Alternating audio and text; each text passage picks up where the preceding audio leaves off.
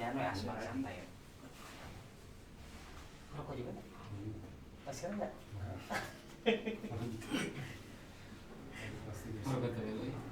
Saya we. Iya, Bang. Mengangkatkan gimana itu teh ceritanya bisa ketemu sama Desi teh? Iya, itu cerita. Dua ya? Enggak kan si tehnya kan di Oh, saya jadi di Bandung. Kemudian sepupunya itu ada pemilik yang kelas. emang Itu kan Desi. Desi backgroundnya ya. Berarti Kalau saya dari toko maupun dari Powernya kan oh gitu. jadi saya tuh Ya, Mas, ya. semua. Iya. Jadi bisa. Saya juga kaget. Itu baru. Ya saya dulu. Oh, Nah, sekolah tinggi tarbiyah itu. iya. Jadi 2014 sampai sekarang. Jadi kebetulan di sini itu ya kalau di sini background kalau ayah Oke, simpatisan plus. kasih sama Bisa dibantu. setting Rahman itu masih kakak sepupu. Setting berarti saya terus tabrak mana? Sabun Rahman pendiri Persis. Iya pendiri Persis. Ya ayah saya masih dari ibu masih ada keluarga dari Anong Suriaya. Tapi ya alhamdulillah kita tarik benangnya alhamdulillah tidak ada. Saya juga gitu. Jadi sebelum saya ngajak kuliah di Muhammadiyah itu biar paham. Karena memang sejak kecil kan memang Itu bisa, Wak. hidup di kampung kan semua. Bisa Membikinkan lah. Iya. Kebetulan kembali lagi setelah justru di sini khusus mengikuti ya torikonnya para sahabat itu ketika mendirikan pesantren. Jadi biar kita nggak terlalu pakai nalar logika manusia terus. Kalau sudah dikasih ketenangan, Allah Coba cari kuat gitu ya. Itu cantik itu syariat akan Iya. berjalan ketika bersih dan Ah, bersih. siap. Itu moderator. Cik. Ayonya. Aman? Cik. Ada. Hah? Tong cakapkeun biasa ya Cik, cik. ekonomi kumpul. Jantan kuping Cik. mik we. Cik. Cek. Aman. Aman? Masya Allah. Asli tuh. Terus kasih Terus gitu. kasih. Siap. Justru kalau misalkan kita tuh punya kegiatan itu, kalau sebelum COVID aduh ya banyak. Iya. Pas setelah COVID mulai ada turun, memang menyatukan amat itu. Safarian gimana Sopi? Belum ada respon. Harus sekali 2 kali ya. Ya. Mungkin mau orang kita berbagi minyak tersayang nggak? Ah, eta mah abdi Ya. ngabringkeun. Serius? Nanya. Jadi Bukan ngabringkeun. kurang siap ya. Kang Arif, kita galang minyak. Mau minyak mau sembako aja? Dua-duanya boleh. Mas. Takut biasa banyak. Siap. Berkah semuanya. Insyaallah. Mana ada di sana? Ada? Dulu kan? Moderator Kori. Kori aman? Bismillah. Tadi. Sudah.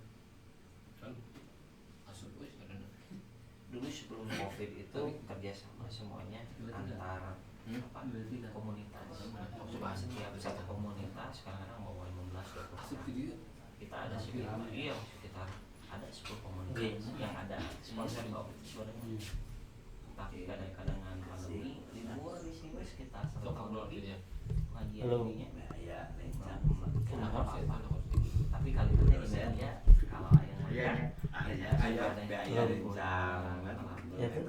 Bertambah anak. Aya. Tarik kena tadi sih. Aya tuh. Ayo. Aman, kumaha? Sudah? Siap? Siap Ustaz? Ustaz Ari? Berkah. Siap? Mulai aja. Tenang, santai. Lebih gembur komedianya. Santai wae atau santai? Daya kata-katanya media. Daya. Oh.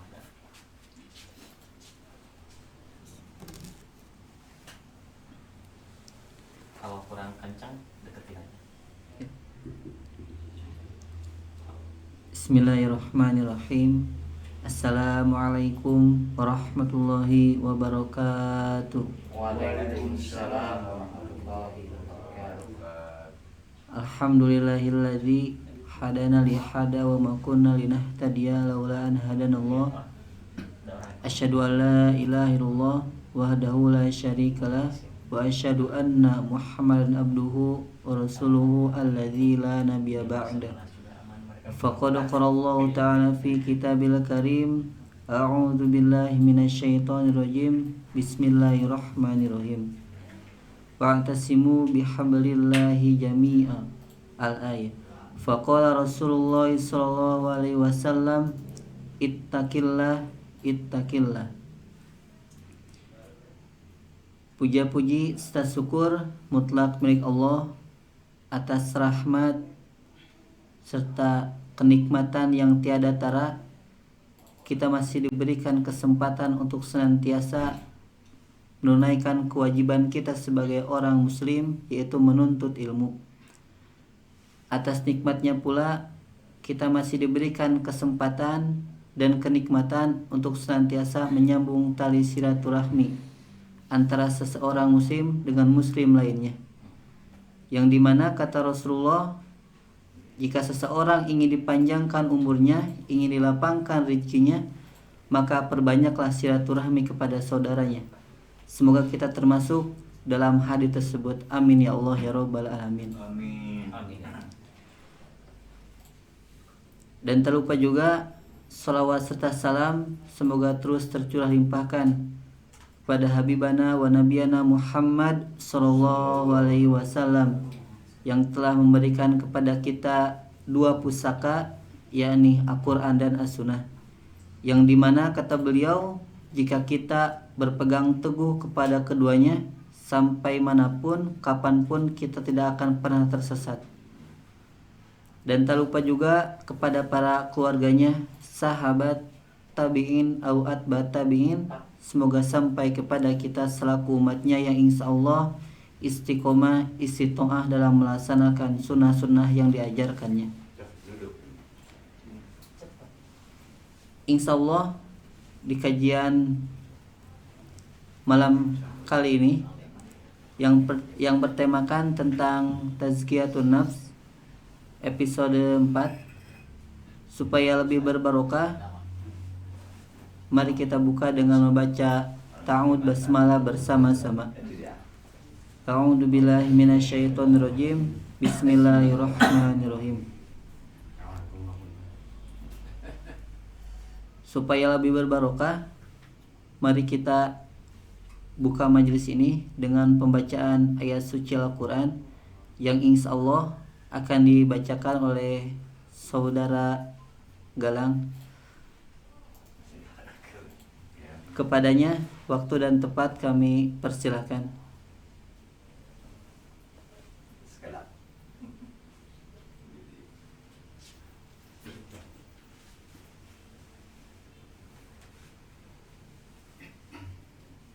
Siap.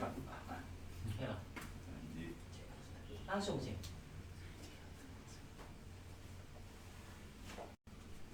Al-Qurannya ada? Tak bawa Al-Quran. Tak bebas baca saja.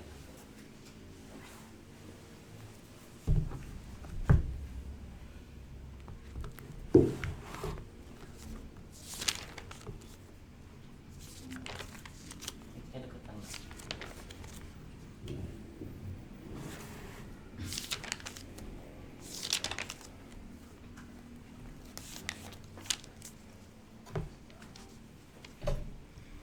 أعوذ بالله من الشيطان الرجيم. بسم الله الرحمن الرحيم. نون والقلم وما يسطرون. ما أنت بنعمة ربك بمجنون. وإن لك لأجرا غير ممنون. وإنك لعلى خلق عظيم. فستبصر ويبصرون بأيكم المفتون. إن ربك هو أعلم بما ضل عن سبيله وهو أعلم بالمهتدين. فلا تطع المكذبين. ودوا لو تدهن فيدهنون. ولا تطع كل حلاف مهين هماز مشاء بنميم مناع للخير معتد أثيم عتل بعد ذلك زنيم أن كان ذا مال وبنين إذا تتلى عليه آياتنا قال أساطير الأولين صدق الله العظيم. Assalamualaikum warahmatullahi wabarakatuh. Waalaikumsalam warahmatullahi wabarakatuh.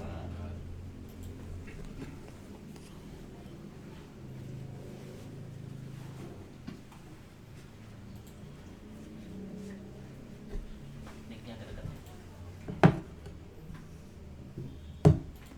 Allahumma arhamna bil Quran.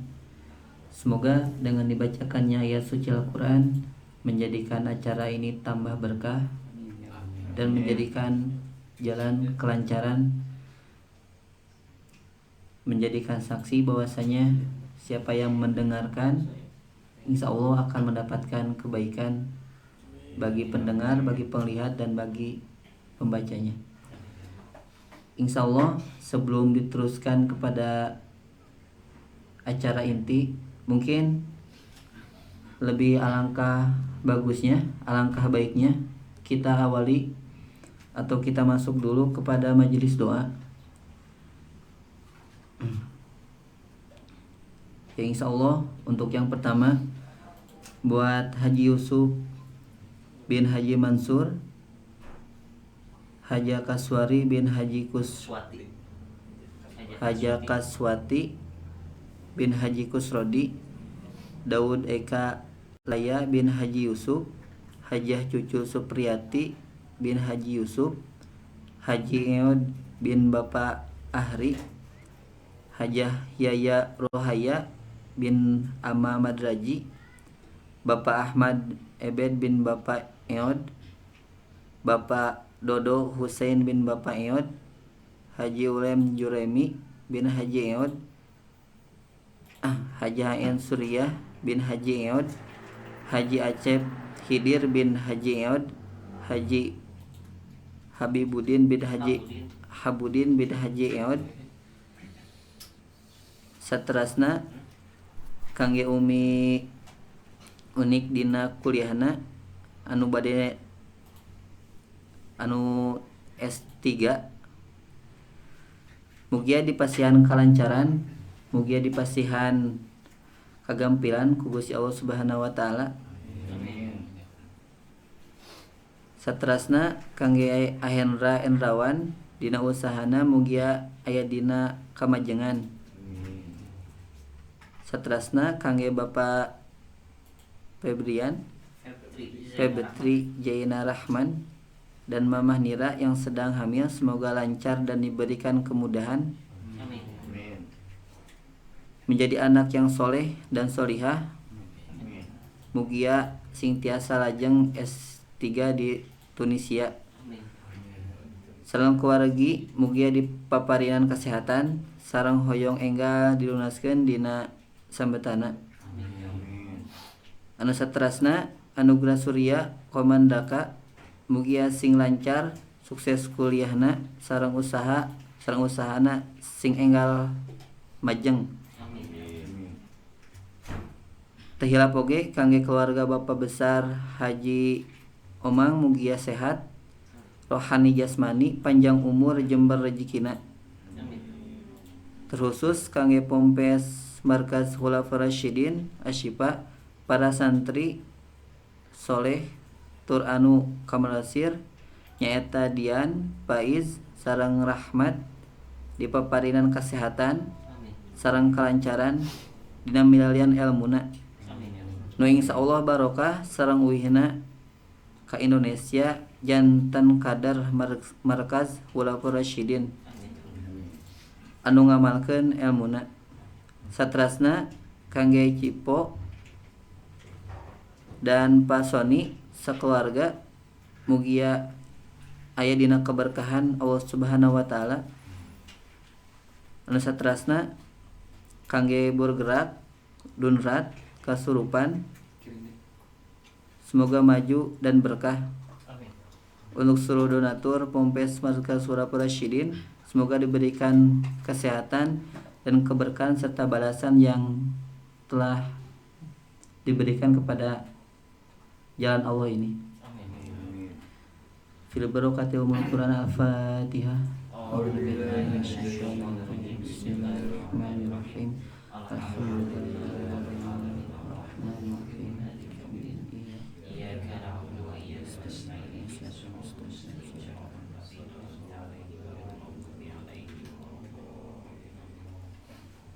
Alhamdulillah, untuk acara selanjutnya yang insya Allah pemateri yang akan menyampaikan ilmunya kepada kita semua, yang insya Allah akan disampaikan oleh Ustadz Kahrani S.Sos MSI. Segala kehormatan dan kesempatan kami persilahkan.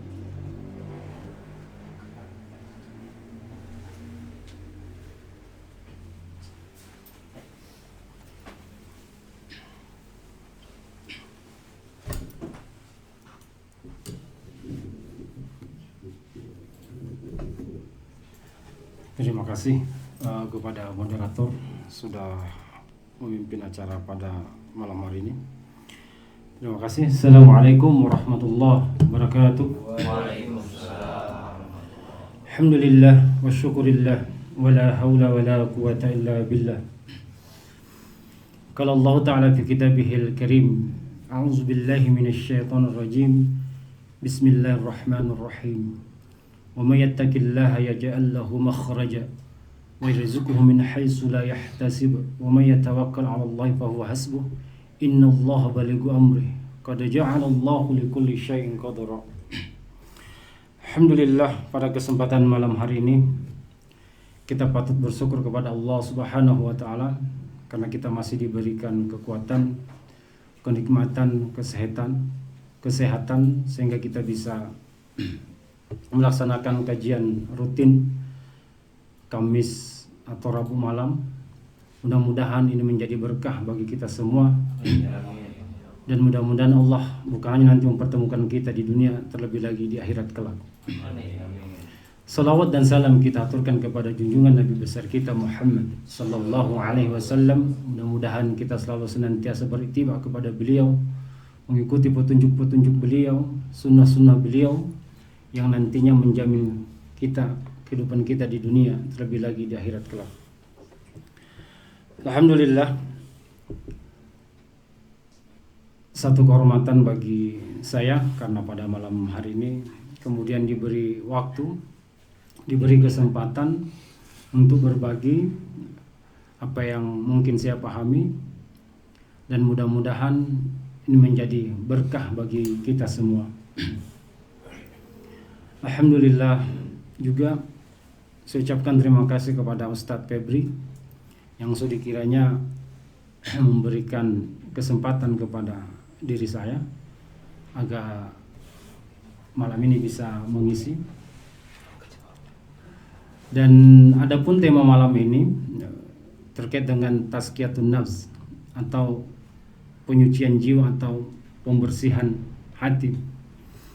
Ini mungkin menarik di tengah berbagai macam pikiran-pikiran yang muncul, berbagai macam argumentasi yang muncul, ide-ide gagasan yang muncul, seringkali bertolak belakang dengan beberapa pandangan-pandangan, terutama di dalam kaidah atau bagaimana Islam melihat itu.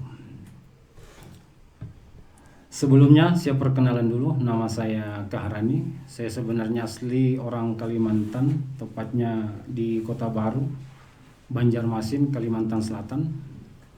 Kemudian ada pun di Cianjur, paling sekitar 55 hari kerja baru bisa ada di Cianjur 2 minggu atau 2 pekan. Nah kebetulan alhamdulillah pada kesempatan malam hari ini saya sedang cuti karena profesi saya selain jadi dosen di Fakultas Tarbiyah di Sekolah Tinggi Ilmu Tarbiyah Darul Ulum Kota Baru, Kalimantan Selatan sejak 2004 sampai sekarang. Saya mengampu mata kuliah Psikologi Agama dan kemudian saya juga mengajar di Politeknik Kota Baru, mata kuliah Public Relation dan CSR. Dan setelah itu juga sampai sekarang aktif bekerja di perusahaan tambang batubara ya, dari Fakultas Dakwah, kemudian S2 Studi Islam tapi kerjanya di tambang. Dan satu-satunya orang yang kerja di tambang basicnya agama cuma saya. Lalu banyak yang bertanya, kenapa kemudian saya mengambil keputusan kerja di tambang? Sederhana jawaban saya waktu itu, karena aneh. Jurusannya kuliah Fakultas Dakwah, kemudian Studi Islam, tapi kerja di tambang, tidak ada hubungannya. Kalau mungkin secara akal ya, secara akal. Karena tambang itu paling yang dicari nanti teknik, jurusan geologi, teknik pertambangan, jurusan akuntansi, ekonomi segala macam gitu. Tapi ada orang yang masuk satu-satunya dari Fakultas Dakwah masuk di tambang. Jadi orang bingung karena hanya mencerna pakai akal. Saya jawab waktu itu ketika banyak tanya sampai hari ini, kalau tujuan kita akhirat, pasti dunia kita bawa. Jadi Allah itu tidak pernah mengenal jurusan. Yang hanya mengenal jurusan itu hanya manusia. Apapun basic kita, apapun keilmuan kita, dimanapun sebenarnya bisa. Dan saya buktikan itu karena saya punya prinsip, ikan yang mahal itu adalah ikan yang melawan arus. Makanya salah satu ciri khas di Kalimantan itu adalah ikan arwana. Nah, ciri-ciri arwana itu salah satunya ikan itu melawan arus, makanya mahal. Nah, saya termasuk orang yang suka keluar dari zona nyaman atau comfort zone. Mungkin ketika mengajar ya, itu sudah biasa gitu ya. Tetapi saya coba mencari varian baru karena kenapa? Dakwah itu luas. Tidak hanya kita bertemu dengan orang-orang yang baik, apalagi hanya di masjid. Karena kita pasti katakan di masjid itu pasti sudah orang baik karena sudah punya wiroh atau semangat untuk datang ke masjid beribadah. Apalagi misalnya di pesantren juga. Tetapi menyapu itu di tempat yang kotor dalam tanda kutip. Nah, kemudian tambang itu dikategorikan pasti di kepala kita isinya lebih banyak dunia daripada akhirat. Nah, kesempatanlah sebenarnya kita masuk ke sana, memberikan wejangan, pandangan, ide, gagasan. Nah, ternyata alhamdulillah ilmu kita sangat terpakai. Karena juga di tambang itu ada masjid. Dan salah satu ada saya ketua takmirnya. Dan kemudian setiap Jumat itu kita hadirkan ustadz-ustadz yang dari luar dan kita tidak pernah mengenal bendera atau organisasi. Selama dia bawa nama Islam semua boleh masuk di situ. Karena saya yakin tidak ada nanti di surga itu surganya Muhammadiyah, surganya NU dan surganya Persis gitu. Demokrasi. Nah, dan insya Allah di bulan Ramadan kita juga susun selama 30 hari akan menghadirkan ustadz-ustadz untuk memberikan kajian kultum termasuk imam tarawih segala macam, dan kita akan berikan insentif karena kita harus hargai mereka karena mereka yang harusnya dibayar mahal ustadz-ustadz ini ya, yang sering dipandang enteng, dipandang remeh sebagian orang. Nah, oleh karena itu mungkin sebagai pengantar dan aktivitas selain bekerja, saya juga aktif mengisi kajian setiap malam Sabtu di beberapa masjid di Kalimantan Selatan, dan kami juga punya kegiatan setiap malam Ahad untuk menghindari mahasiswa keluyuran. Kami buat namanya forum kajian mahasiswa lintas kampus. Mungkin temanya agak ilmiah tetapi isinya lebih banyak pendekatan-pendekatan masalah kerohanian, keislaman dan masalah sosial untuk mengurangi remaja-remaja kita yang berkeliaran. Jadi kita berikan mereka semacam kajian atau dan kita undang mereka sifatnya terbuka di luar ya. Siapapun boleh datang gitu supaya mereka lebih santai. Nah, alhamdulillah ternyata ketika saya ke Cianjur kemudian cuti, Allah memberikan ya, mulai Ustadz Febri ini berikan kesempatan. Dan biasanya pekerjaan itu bagi saya, dakwah itu bukan pekerjaan, tapi kewajiban. Jadi apapun pekerjaan kita, dakwah itu tidak boleh ada alasan, secapek apapun. Ya, karena memang dunia itu tempatnya capek. Nah, kalau tidak mau capek, tidak usah hidup di dunia. Hidupnya di akhirat. Ya. Maka tugas kita adalah mengumpulkan sebanyak bekal. Nah, salah satunya bekal terbaik tadi, bekal yang paling baik itu pasti harus zadi taqwa, berbekalah dengan takwa. Oleh karena itu maka hati kita tuh harus bersih. Kenapa kemudian banyak manusia hari ini lalai dari tugasnya sebagai seorang hamba yang mereka diciptakan? Karena seringkali antara pikiran dan hati itu tidak sinkron. Lalu kemudian setan disalahkan, iblis juga disalahkan. Memang mereka datang, setan, iblis, kemudian setan dan turunnya itu datang, itu memang tujuannya menggoda manusia, karena dia mencari sebanyak mungkin teman supaya nanti mereka bisa berkumpul di tempat mereka yang sudah digariskan Allah Subhanahu wa taala gitu. Nah, berarti ketika kita sudah tahu motivasi tujuan mereka adalah datang mencari sebanyak mungkin pengikut atau teman, maka sebenarnya tugas kita adalah membentengi diri kita agar hidup kita ini lurus sesuai dengan yang dikehendaki Allah dan Rasulnya, bukan sesuai dengan dikehendaki manusia dan pikiran kita. Nah, seringkali kita terjebak karena pola pikir. Contoh misalnya, jika seandainya ini kita lihat bapak-bapak, kemudian adik-adik, kawan-kawan malam ini, kalau saya tanyakan, kira-kira berapa harganya ini? 500. Kalau kemudian saya ganti isinya jadi jus buah, kira-kira harganya naik nggak? Naik. Jadi 10.000 ya, anggaplah ya 10.000 gitu ya. Kemudian ketika saya ganti isinya jadi minyak misalnya, bensin atau pertama gitu, jadi naik lagi, naik ya. Kalau saya ganti isinya pakai parfum, harganya kira-kira naik lagi? Naik. Artinya apa? Kita semua tuh manusia sama, tapi yang membedakan adalah isinya. Semakin orang itu isinya berkualitas, maka dia akan semakin mahal harganya. Ya, terutama di hadapan Allah. Isinya apa yang paling utama itu? Pasti ilmu agama yang banyak orang diabaikan.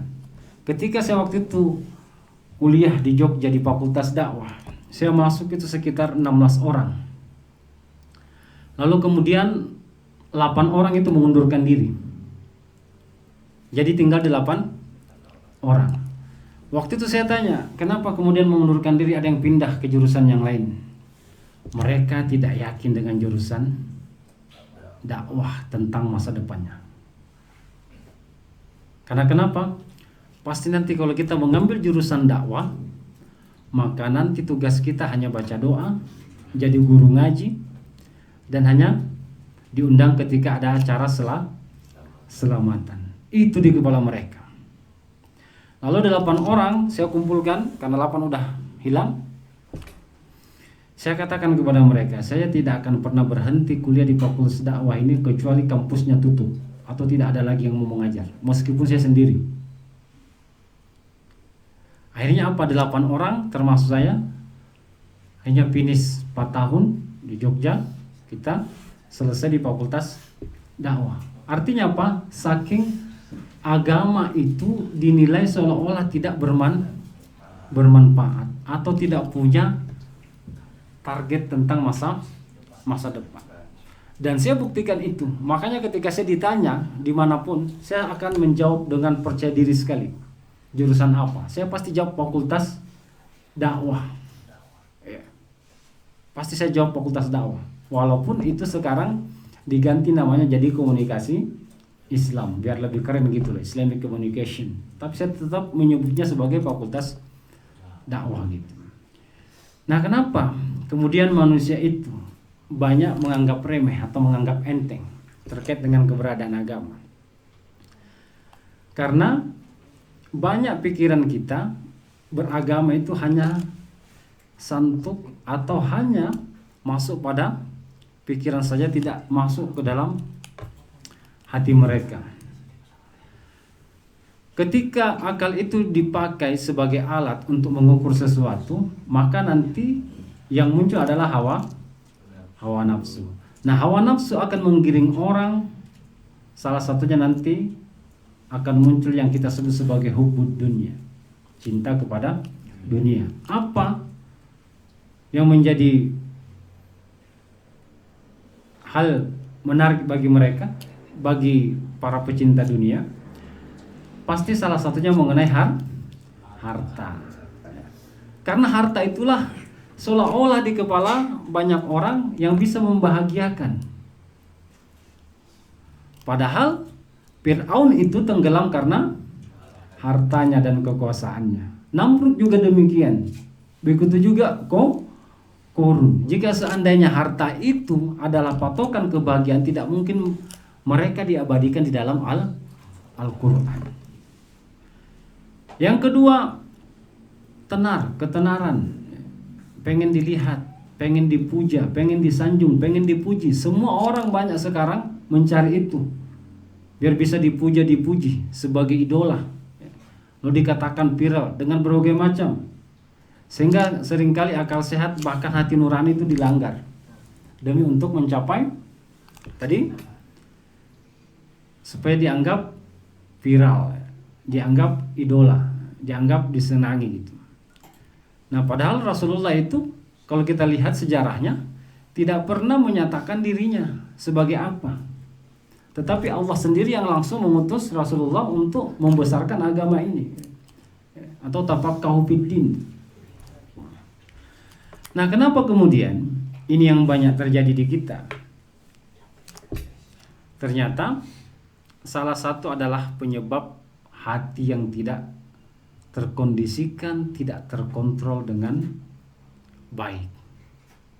Maka ada beberapa ayat yang saya kumpulkan beberapa hari ini, mencoba menelaah bagaimana mengelola hati ini agar dia tetap lurus, tetap sesuai dengan kehendak apa yang diinginkan Allah dan Rasulnya.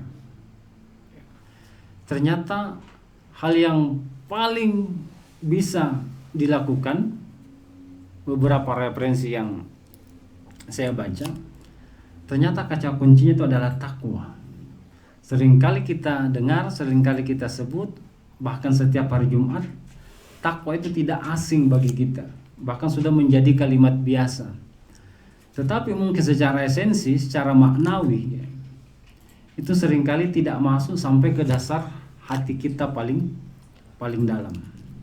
Makanya kalau kita lihat secara bahasa misalnya, kata takwa itu dalam kaidah bahasa Arab, asal katanya itu waka, yakin, terjaga, terlindungi. Artinya apa? Takwa itu seharusnya membuat orang jadi terjaga, terlindungi dari hal-hal yang buruk yang menyebabkan kemurkaan Allah itu datang, atau bisa menyeret manusia masuk ke dalam jurang kebinasaan.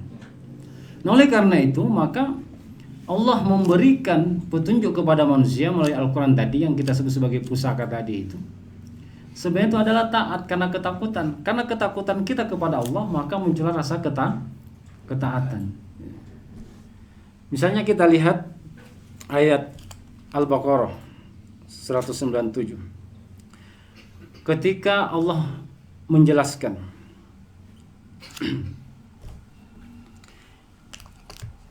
berbekallah engkau, kata Allah, karena sebaik-baik bekal itu adalah takwa. Fa inna khairaz zadi takwa. Artinya tidak ada satu bekal yang kita bawa sebaik apapun selain takwa itu. Nah, oleh karena itu maka sebelum kita meninggalkan dunia ini, ya, karena dunia ini hanya tempat meninggal, bukan tempat tinggal. Pasti kita nanti akan meninggalkan dunia ini. Maka apa kata Allah? Sebelum engkau meninggalkan dunia ini, kata Allah dan Rasulnya, maka modal utamamu, tugas utamamu, perbanyaklah mengumpulkan bekal itu. Dan sebaik-baik bekal itu adalah takwa, taat kepada Allah dan Rasulnya. Kemudian bagaimana kita mengetahui atau melihat atau menelaah orang-orang yang masuk kategori bertakwa?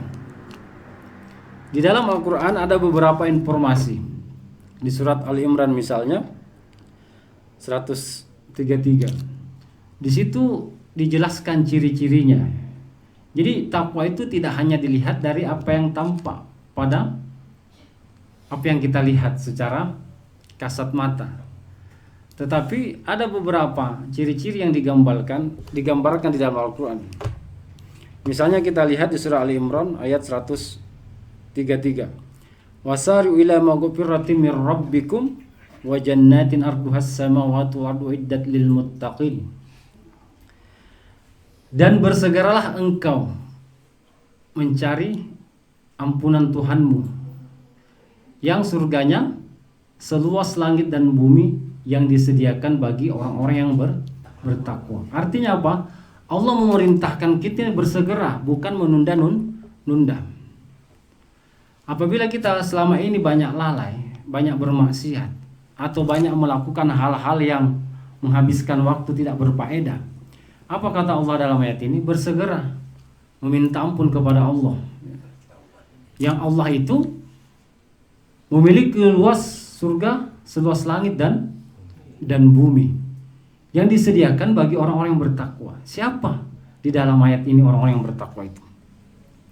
Allazina yunfikuna fisyarra wad-dharra, yaitu orang-orang yang mau mengeluarkan hartanya baik dalam keadaan lapang maupun dalam keadaan sempit. Yang pertama ciri-cirinya di dalam ayat ini bahwa ternyata menghangatkan perasaan untuk menjaga kondisi kebatinan kita, termasuk emosional perasaan kita, jiwa kita, ya, ternyata menggunakan pendekatan takwa. Apa ciri-ciri bertakwa di dalam ayat ini? Yaitu orang yang mau mengeluarkan hartanya baik dalam keadaan lapang maupun dalam keadaan sempit. Jadi ada anekdot atau bahasa yang menyatakan saya akan nanti bersedekah, saya akan berinfak, saya akan berbagi ketika nanti sudah kaya. Padahal itu tidak disebutkan di dalam ayat ini. Kaya itu pun debatable. Mungkin bagi orang kaya ketika bisa memiliki mobil. Tapi bagi orang yang lain kaya itu ketika memiliki anak. Tapi bagi yang lain kaya itu ketika sehat. Kaya itu mungkin bagi yang lain bisa menghadiri majelis taklim seperti malam ini. Nah, maka kaya itu juga debatable. Maka perintahnya yang mau tadi mengeluarkan hartanya baik dalam keadaan lapang maupun dalam keadaan sempit. Artinya apa? Berbagi itu tidak mesti haruslah lapang. Sempit itu pun boleh berbagi sesuai dengan kemampuan dan kadar kita. Makanya Allah tidak pernah memaksakan, ya. Luar biasa kan? Yang sering memaksakan tuh kita, manusia.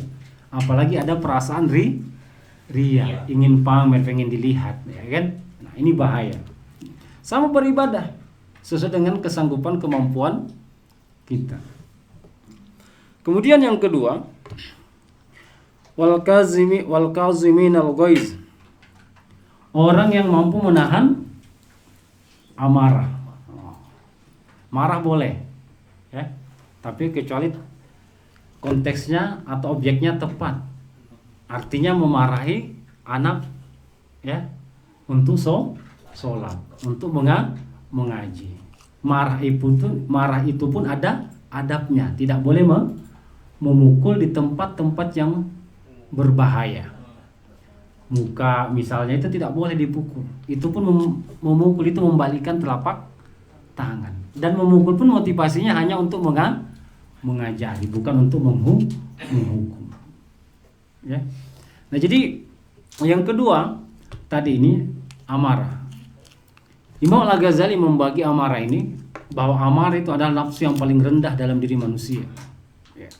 Yang sering kali mengajak seseorang selalu berbuat kepada hal-hal yang sifatnya bermaksiat kepada Allah dan Rasulnya. Maka kata Imam Al-Ghazali bahwa nafsu amarah ini adalah nafsu yang paling rendah yang ada dalam diri manusia. Yang kedua kata Imam Al-Ghazali adalah lawamah. Mungkin paling banyak di kita nih. Kadang-kadang dia berbuat baik tapi juga masih suka melakukan kesalahan. Maka tadi ayat yang pertama tadi, ayat yang sebelumnya tadi itu, ketika kita melakukan kesalahan, maka tugas kita adalah segera memohon ampun kepada Allah. Nafsu lawamah. Yang istilahnya sekarang STMJ ya. Kalau kita dengar anak muda sekarang, sholat terus, maksiatnya tetap jalan ya. Nah tetapi kata Imam Al-Ghazali, nafsu yang paling diridhoi dan kemudian diberikan keberkahan dan rahmat di situ hanya nafsu mutmainnah. Artinya mendorong pelakunya atau orang untuk selalu berbuat baik ya, tanpa mengenal lelah, tanpa banyak alasan. Ketika dia ingin beribadah, dia akan beribadah dengan cara apapun, baik mahdoh maupun ghairu mahdoh. Misalnya dia dituntut untuk bangun sholat tahajud, sholat duha segala macam, dia tidak akan pernah memberikan argumentasi atau alasan. Karena kenapa? Hatinya sudah diberkahi, dirahmati. Maka bapak-bapak, ibu-ibu, kawan-kawan pada malam hari ini, ternyata penelitian ini juga bukan hanya di dalam Islam. Ini juga pernah diteliti di dunia barat. Bahwa ternyata pikiran itu hanya 20% sumbangsinya orang sukses atau berhasil. Itu penelitiannya Daniel Goleman. Karena S2 saya psikologi Islam, saya menggabungkan teori barat dengan timur. Jadi di situ dijelaskan ternyata orang sukses, orang berhasil itu sumbangsi pikiran atau otak itu hanya 20%. Meskipun orang hari ini ketika misalnya ada nilai anaknya ya tidak ranking 1, tidak ranking 2, tidak ranking 3 atau tidak masuk 10 besar, lalu dalam tanda kutip dikatakan bodoh, dalam tanda kutip ya. Padahal akal baik di dalam Al-Quran maupun di barat sudah diteliti, ternyata sumbangsi akal itu hanya 20% orang bisa berhasil. Di mana 80%-nya? Ternyata 80%-nya itu ada di emosional dan ada di spiritual. Bagaimana emosional itu? Bagaimana mengelola perasaan dengan baik ya. Maka ada ungkapan yang menyatakan sebenarnya sukses itu bukan seberapa besar kita menaiki posisi jabatan tertentu, tapi sukses itu bagaimana kita setiap waktu, setiap detik, setiap hari ketika kita memiliki masalah, kita perlahan-lahan bisa menyelesaikan masalah itu dengan baik, tanpa harus marah, tanpa harus mencaci, tanpa harus menyalahkan, tanpa harus mencari-cari kesalahan orang lain untuk membenarkan diri kita. Nah maka ketika itu yang terjadi pada diri orang, maka yang muncul tadi itu adalah kecerdasan emosinya atau kecerdasan perasaan. Maka itu salah satu ciri bahwa hati orang itu mulai atau mendekati yang kita sebut sebagai nafsu mutmainnah tadi. Tapi kalau masih malas, ya, masih suka menunda-nunda waktu, berarti ada penyakit yang singgap di situ. Berarti apa? Kuantitas, kualitas ketakwaan itu harus dinaikkan. Contoh misalnya, ketika kita dulu mungkin SD, kita sudah terbiasa sholat 5 waktu di umur 7 tahun, 8 tahun, sudah 5 waktu. Nah kalau kita misalnya, anggaplah umur saya sekarang sudah 38 tahun, atau bapak-bapak, teman-teman ada yang 20, ada yang 30, ada yang 40, ada yang 45. Kalau kadar kualitas ketakwaannya tadi ibadahnya tuh masih sama, sholatnya masih sama, masih 17 rakaat satu hari satu malam, berarti di situ ada sesuatu yang salah. Seharusnya semakin naik umur kita karena kita semakin mendekati liang lahat, berarti kuantitas jumlah ibadah kita juga harus meningkat.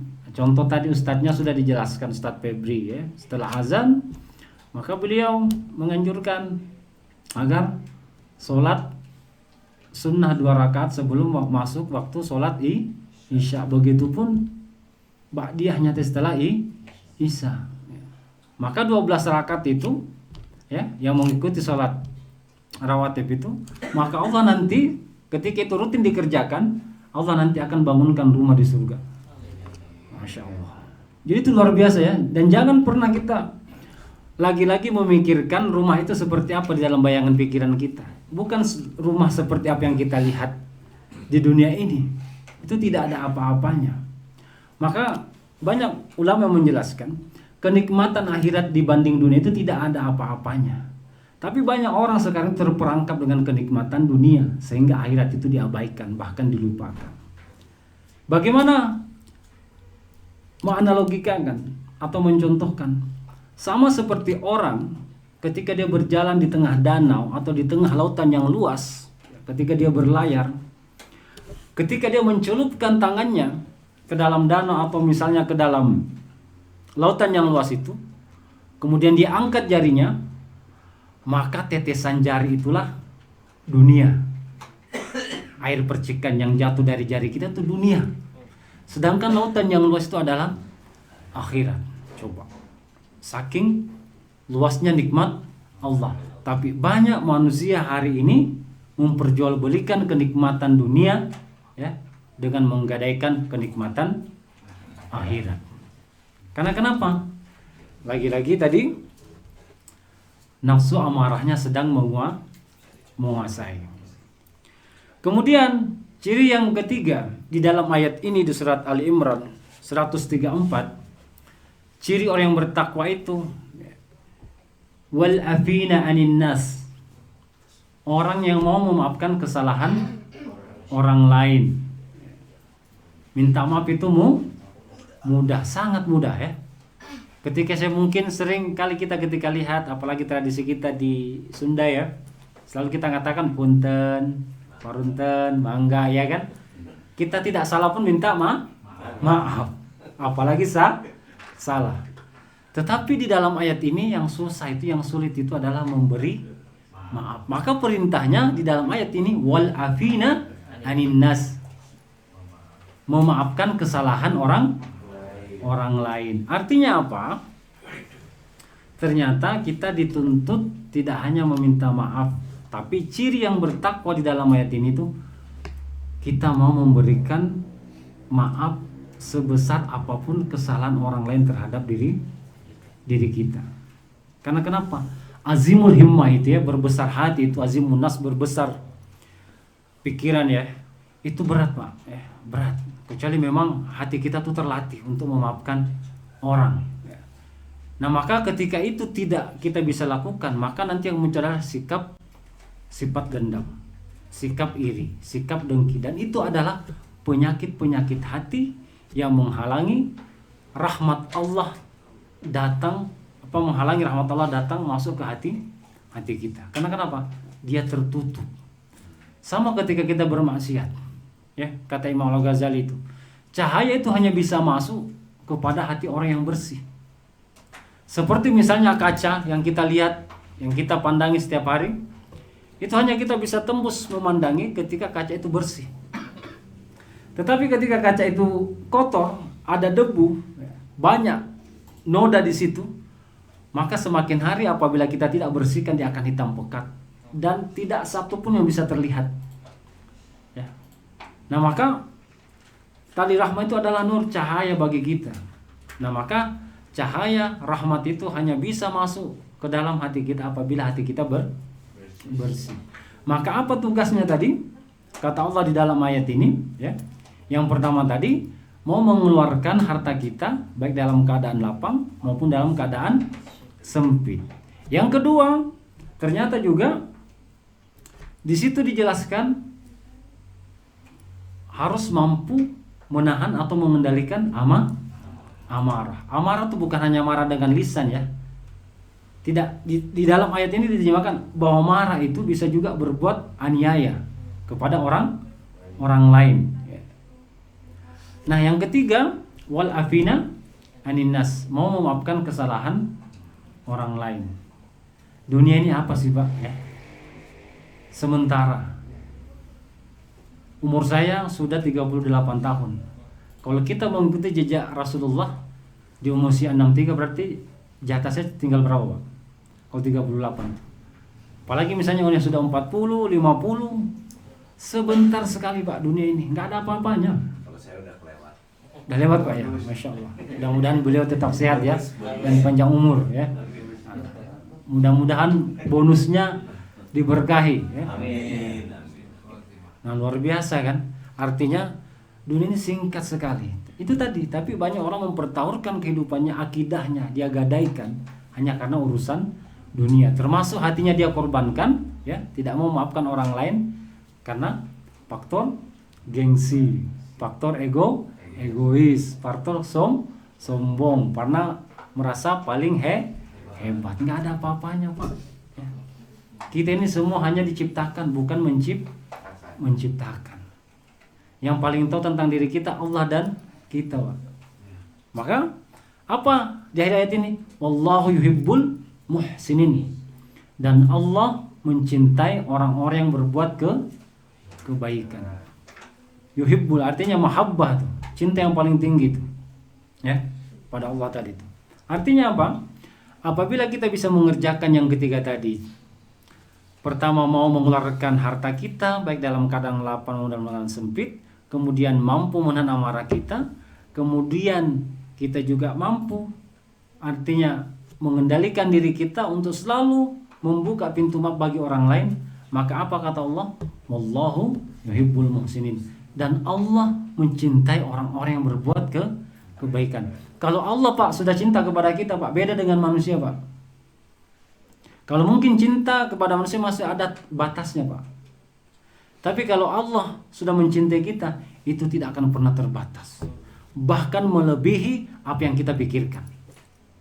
Dan saya beberapa kali ketika kita yakin ya, tadi saya sempat ngobrol sedikit dengan Ustadz Febri, seringkali kita mengandalkan pikiran otak kita sehingga hati kita tuh menjadi kering ya. Padahal tadi sudah dijelaskan bahwa kemampuan akal itu hanya 20% orang menjadi hebat. Di mana tadi? Ada di kualitas emosional dan spiritual, ada di agama Pak. Tapi banyak orang meninggalkan agama ini. Nah makanya tadi Allah menutup ayat ini wallahu yuhibbul muhsinin. Jadi kalau kita bisa berbuat itu, maka Allah nanti akan memberikan melebihi apa yang kita minta. Sama seperti malam ini. Ini bagi saya adalah rezeki tidak terduga nih. Siapa yang bisa menyangka? Ya, ketika menggunakan akal bahwa hari ini kita ketemu, kita duduk bersama di sini, kita saling berbagi, tidak pernah terlintas sedikit pun di pikiran kita. Tapi apa? Ini rahmat yang Allah berikan kepada kita. Ini siapa? Punya saudara baru, punya teman baru, punya orang tua baru, punya adik-adik baru. Dan ini tidak mudah Pak. Kita tidak bisa membayar setiap orang kita datangi, kita bayar 100.000 kita berteman ya. Enggak bisa Pak. Tapi pertemanan itu Allah berkahi, Allah rahmati melalui majelis taklim. Dan ini banyak orang dihindari Pak. Coba Bapak ketika masuk swalayan, supermarket atau misalnya mall ya. Itu semua orang ketika kita ajak jarang Pak yang menolak. Tetapi ketika sudah pengajian, nanti sakit kepala lah, hujan lah, ya kan? Sakit perut lah, sakit kaki lah, semuanya sakit Pak. Karena kenapa? Hal-hal yang itu benar kata Nabi, Islam nanti itu perlahan-lahan akan asing gitu. Kecuali memang orang-orang yang diberkahi tadi itu, maka kita nih Pak bersyukur sekali nih Pak ya. Dan ini kita tidak bisa beli Pak, nggak ada jual di toko nih. Kita diberi hidayah, kita diberi giroh, diberi semangat seperti ini. Kita bisa datang berkumpul di sini. Ini mahal sekali Pak. Maka saya Pak ketika diskusi dengan teman-teman mahasiswa saya katakan, mau berdua, mau bertiga, ketika kita sudah konsisten, ketika kita sudah istiqomah, bahwa setiap malam Ahad kita ada diskusi, maka kita harus datang. Ya. Ketika hujan kita cari tempat di mana tidak kehujanan. Karena istiqomah itu penting. Nah, oleh karena itu, jamaah rahimakumullah pada kesempatan malam hari ini, ya. Kemudian di ayat yang lain apa yang Allah nanti berikan, hadiah yang Allah berikan kepada orang-orang yang bertakwa itu. Ya. Kita lihat, saya tadi bacakan di depan di surat At-Tolak ayat 2, "Wa may yattaqillaha yaj'al lahu makhraja." Ya, apa kata Allah? Barang siapa bertakwa kepada Allah, niscaya Allah akan membukakan jalan keluar baginya. Artinya apa?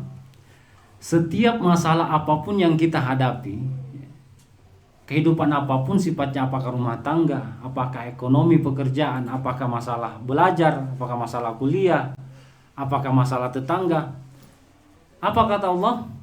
Ketika kita termasuk orang yang bertakwa tadi itu, kemudian kita banyak mendekatkan diri kepada Allah, maka Allah yang akan menjamin, memberikan jalan keluar setiap permasalahan kita.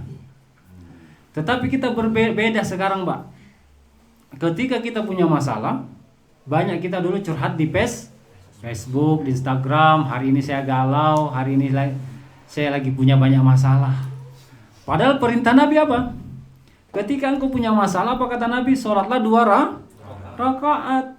Memohon, minta petunjuk di situ. Gak ada ngomong dulu kepada manusia itu. Jadi banyak, wajar Pak, kita banyak salah hari ini karena memang hal-hal yang sudah disepakati, yang dianjurkan, yang dikerjakan oleh Nabi, itu tidak kita pakai. Hanya sekedar kita tahu, sekedar kita pahami, tapi tidak kita praktekkan. Terbalik jadinya. Padahal Nabi itu ketika punya masalah, beliau ambil air wudhu langsung sholat 2 rakaat minta petunjuk. Bahkan ketika beliau pun mau pergi kemanapun, selalu dimulai dengan sholat 2 rakaat. Coba, Masya Allah. Nabi yang sudah dijamin masuk surga, ya. Kita aja tidak pernah ketemu Nabi, bukan tetangganya Nabi, tidak hidup zaman dengan Nabi, tidak kita kerjakan itu. Lalu siapa yang bisa menjamin kita ini masuk surga? Nah, kita tidak. Nah, ketika Rasulullah sudah mengerjakan itu, baru nanti dia bertemu dengan sahabat-sahabatnya yang soleh, ya, Abu Bakar, Umar, Utsman, Ali, yang meminta masukan. Nah, kita kan tidak.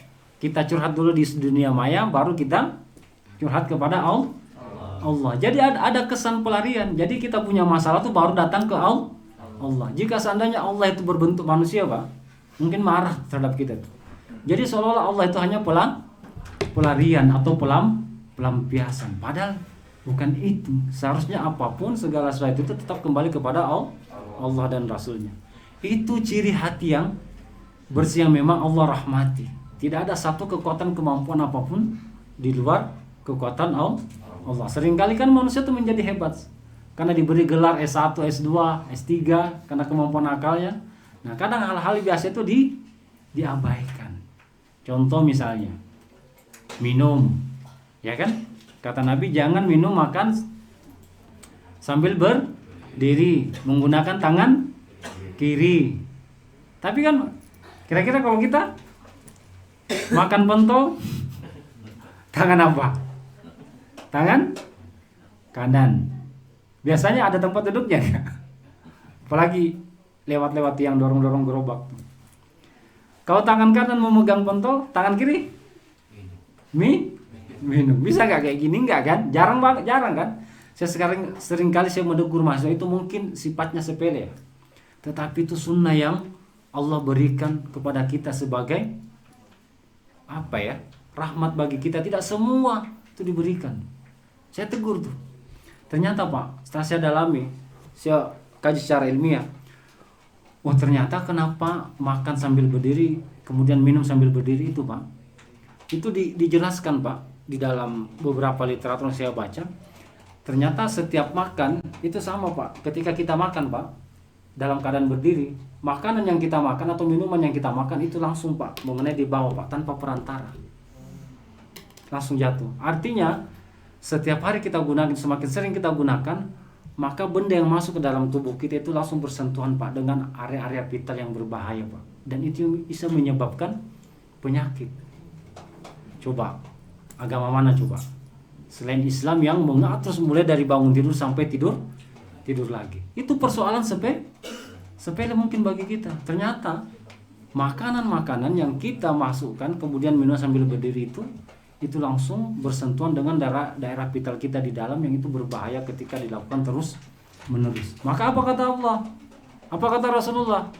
Maka makan minumlah dimulai dengan bismillah menggunakan tangan kanan sambil duduk. Kalau tidak bisa duduk cukup jongkok coba. Ini mungkin biasa. Tetapi itu luar biasa Pak faedahnya bagi kita. Nah, maka setiap apa tadi kata Allah, setiap orang punya masalah apapun maka Allah akan memberikan jalan keluar baginya. Kemudian ayat ini wa yarzuquhu min haitsu la yahtasib wa may yatawakkal 'ala Allah fa huwa hasbuh innallaha balighu amrih qad ja'ala Allahu likulli syai'in qadra. Artinya apa? Dan Allah itu akan memberikan rezeki dari arah yang tidak disangka-sangka. Sudah saya jelaskan di depan. Siapa yang pernah mengira saya malam ini bisa datang ke sini bertemu dengan bapak-bapak ya, walaupun dalam keadaan hujan, saya sudah siapkan jas hujannya segala macam. Jadi kita tidak boleh mengeluh Pak ketika itu bersentuhan dengan urusan Allah tuh. Tidak boleh mengeluh. Ya. Karena nanti ketika kita di akhirat Pak tidak bisa lagi kita kembali walaupun sedetik. Tugas kita adalah memaksimalkan pikiran yang kita punya, hati kita yang kita punya untuk mendekatkan kepada Allah apa? Ketika hujan ya tahu memang waktunya musim hujan, maka tugas kita kalau kita tidak punya mobil misalnya, maka carilah jas hujan. Ketika tidak punya jas hujan, cari plastik yang mungkin tidak bisa mengenai tubuh kita dari hujan. Karena itu hujan itu sunnatullah. Ya, jangan nanti ketika mau jalan hujan apa tidak, nggak ada yang tahu Pak. Kata Yusuf Qaradawi, itu salah satu keterbatasan akal manusia. Dia tidak bisa mengetahui hujan itu kapan turun, jam berapa, hari apa, tanggal berapa, tahun berapa, nggak tahu. Hanya bisa mengira. Maka tugas akal sampai di situ, jangan lagi diotak-atik. Artinya apa? Tugas kita ikhtiar, menyiapkan jas hujan. Bagaimana kita sampai ke tempat majelis taklim ini, ya, apapun yang kita hadapi, bagaimana caranya tetap kita sampai di sini walaupun dalam keadaan hujan. Ya. Nah, kemudian itu yang terakhir. Dan barang siapa bertawakal, tawakkalullahi fa hasbuh, innallaha balighu amri, niscaya Allah akan mencukupkan segala keperluannya. Maka tidak ada satu ayat pun dijelaskan di dalam Al-Qur'an itu bahwa kita tuh kekurangan, Pak. Yang ada tuh kata-kata cukup. Kurang itu hanya kita yang sering menyatakan, memikirkan bahwa kita kurang, selalu kurang, terutama berkait dengan masalah rizki, masalah padahal di dalam Al-Quran itu selalu menggunakan kata cukup. Artinya apa? Kalau kita bertakwa kepada Allah, yang pertama tadi, ya, Allah akan memberikan jalan keluar bagi kita setiap permasalahan apa yang kita hadapi, apapun masalahnya. Yang kedua, Allah akan memberikan rezeki dari arah yang tidak disangka. Dan rezeki itu luas, Pak. Tidak hanya berupa harta, ya.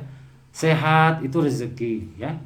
Kita bisa berkumpul di sini rezeki, ya. Kita bisa bernapas, kita bisa merokok, itu rezeki yang datang dari Allah, ya. Dan yang terakhir tadi, maka Allah akan mencukupkan segala keperluan kita, Pak, ya. Nah, kemudian ini ditutup, innallaha balighu amri. Sesungguhnya Allah melaksanakan urusannya. Artinya Allah itu tidak mungkin berbohong. Pasti dia tunaikan, Pak, cepat atau lambat, di dunia maupun di akhirat. Dia bersumpah di dalam ayat ini, makanya menggunakan innallaha balighu amri, ya. Sesungguhnya Allah melaksanakan urusannya. Qad ja'alallahu likulli syai'in qadra. Dan sungguh Allah mengadakan ketentuan bagi tiap-tiap sesuatu. Artinya apa? Allah itu sudah melihat,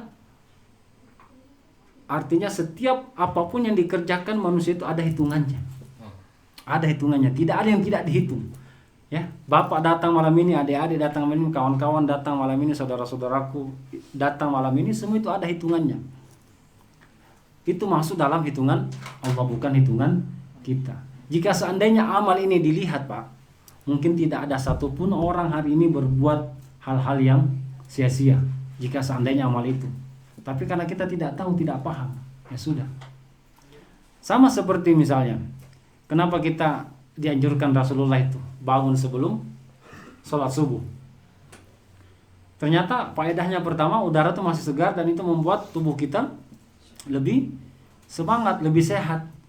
Maka sebelum sholat subuh dikerjakan, sangat dianjurkan malah untuk sholat sunat 2 rakaat. Karena apa? Lebih baik daripada dunia dan seisinya. Coba, baru sholat 2 rakaat lebih baik daripada dunia dan seisinya. Karena apa? Ternyata berkah Allah itu luar biasa kalau ingin memfungsikan hati ini dengan baik. Ustaz, sampai jam berapa nih Ustaz? Nanti kepanjangan ini.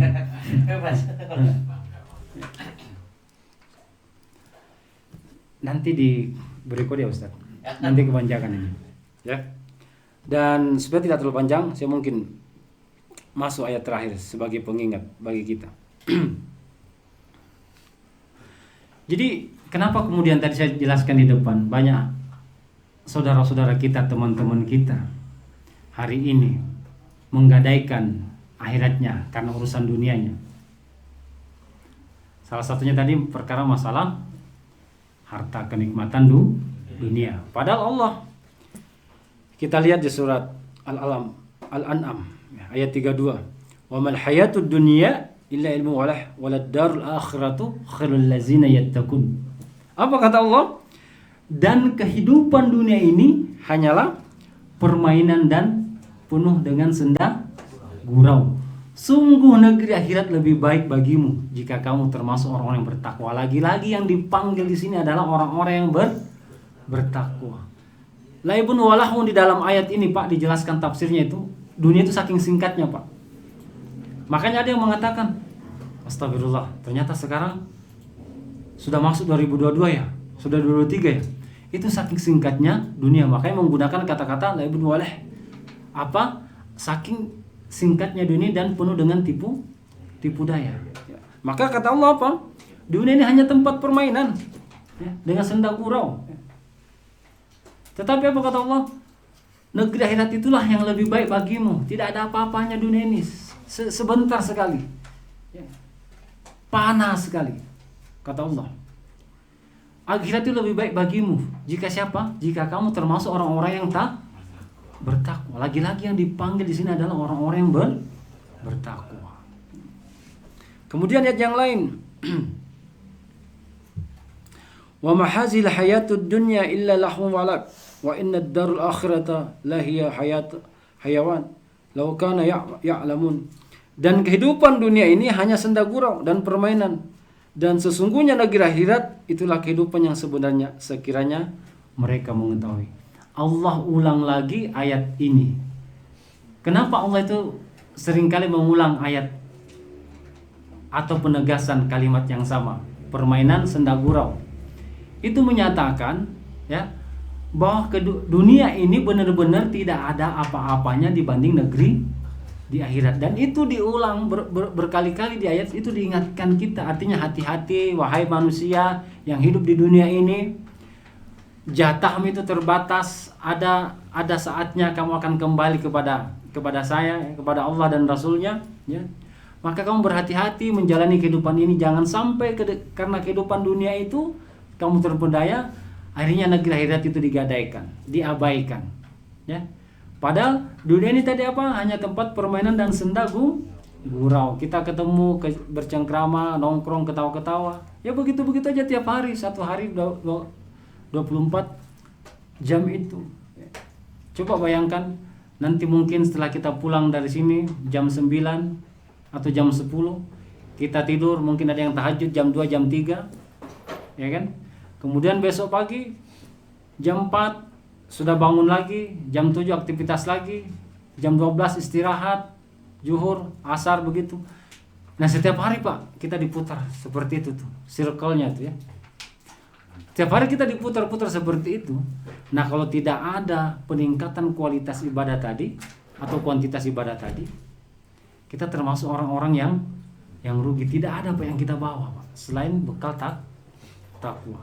Maka di dalam referensi yang lain Pak, ternyata Allah memberikan pikiran itu Pak, sebenarnya tugasnya itu cuma satu Pak, menyelesaikan masalah. Untuk apa Pak? Mendekatkan diri kepada Allah Pak, bukan untuk akal itu dipakai untuk bermaksiat atau mengingkari kebenaran Allah ya. Nah maka di dalam psikologi itu Pak, yang saya pelajari bahwa setiap hari manusia itu menghabiskan pikiran itu ada sekitar 64.000 pikiran setiap hari. Dan hampir 80% isi pikiran manusia itu negatif. Artinya apa?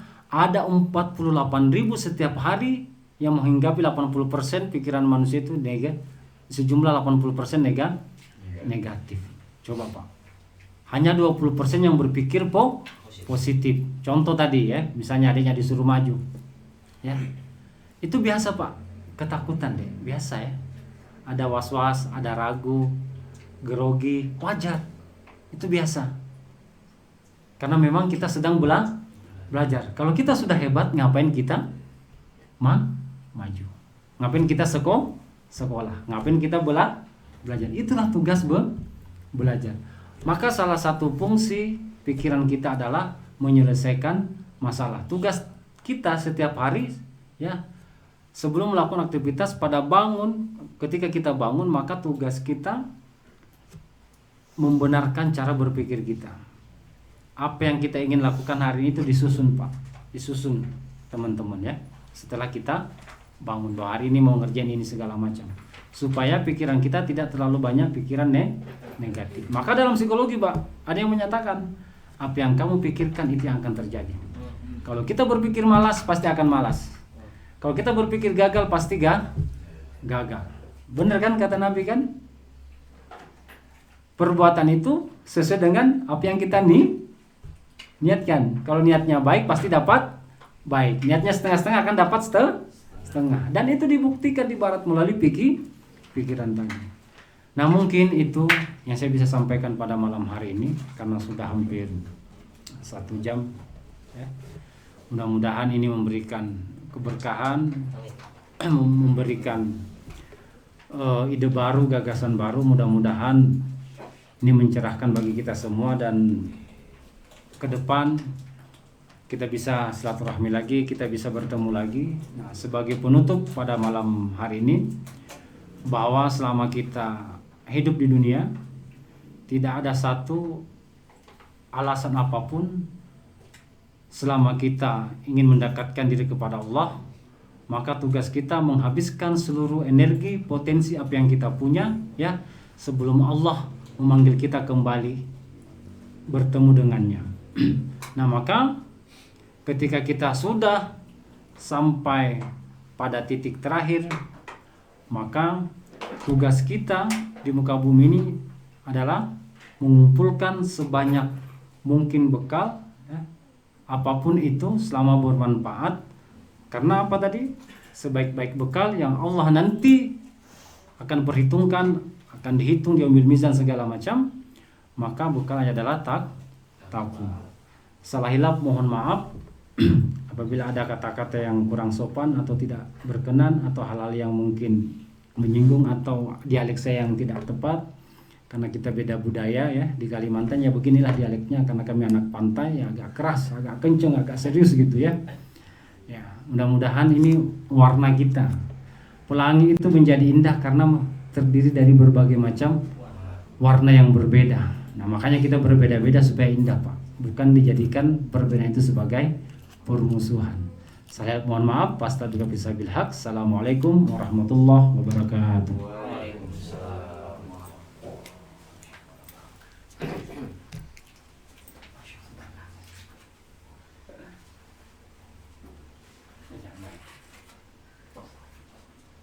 Buat itu infak.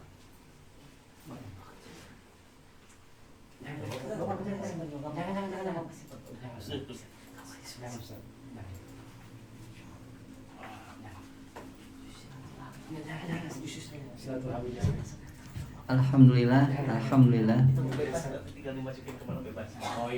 Semoga apa yang disampaikan bermanfaat bagi kita semua, yang dimana di dalamnya sangat banyak sekali ilmu baru yang kita dapatkan.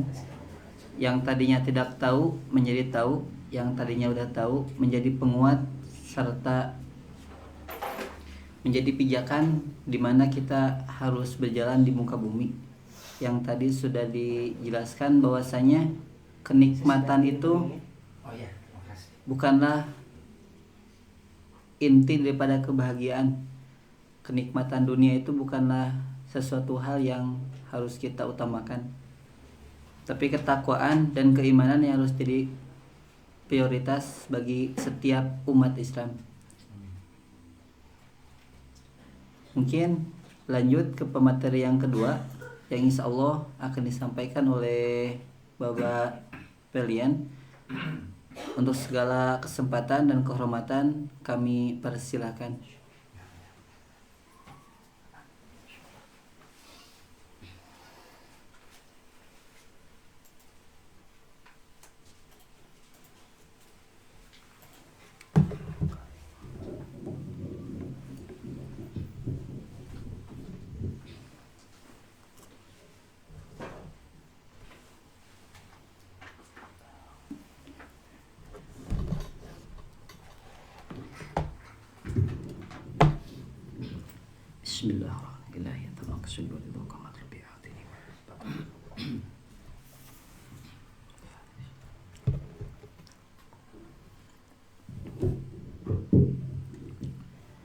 Assalamualaikum warahmatullahi wabarakatuh.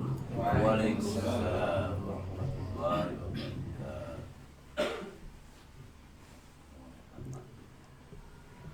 Pak Alam nyenak kampak selalunya. Ayah salam kirang kompak ya. Bisi tunduh kan gitu ya. Assalamualaikum warahmatullahi wabarakatuh. Waalaikumsalam.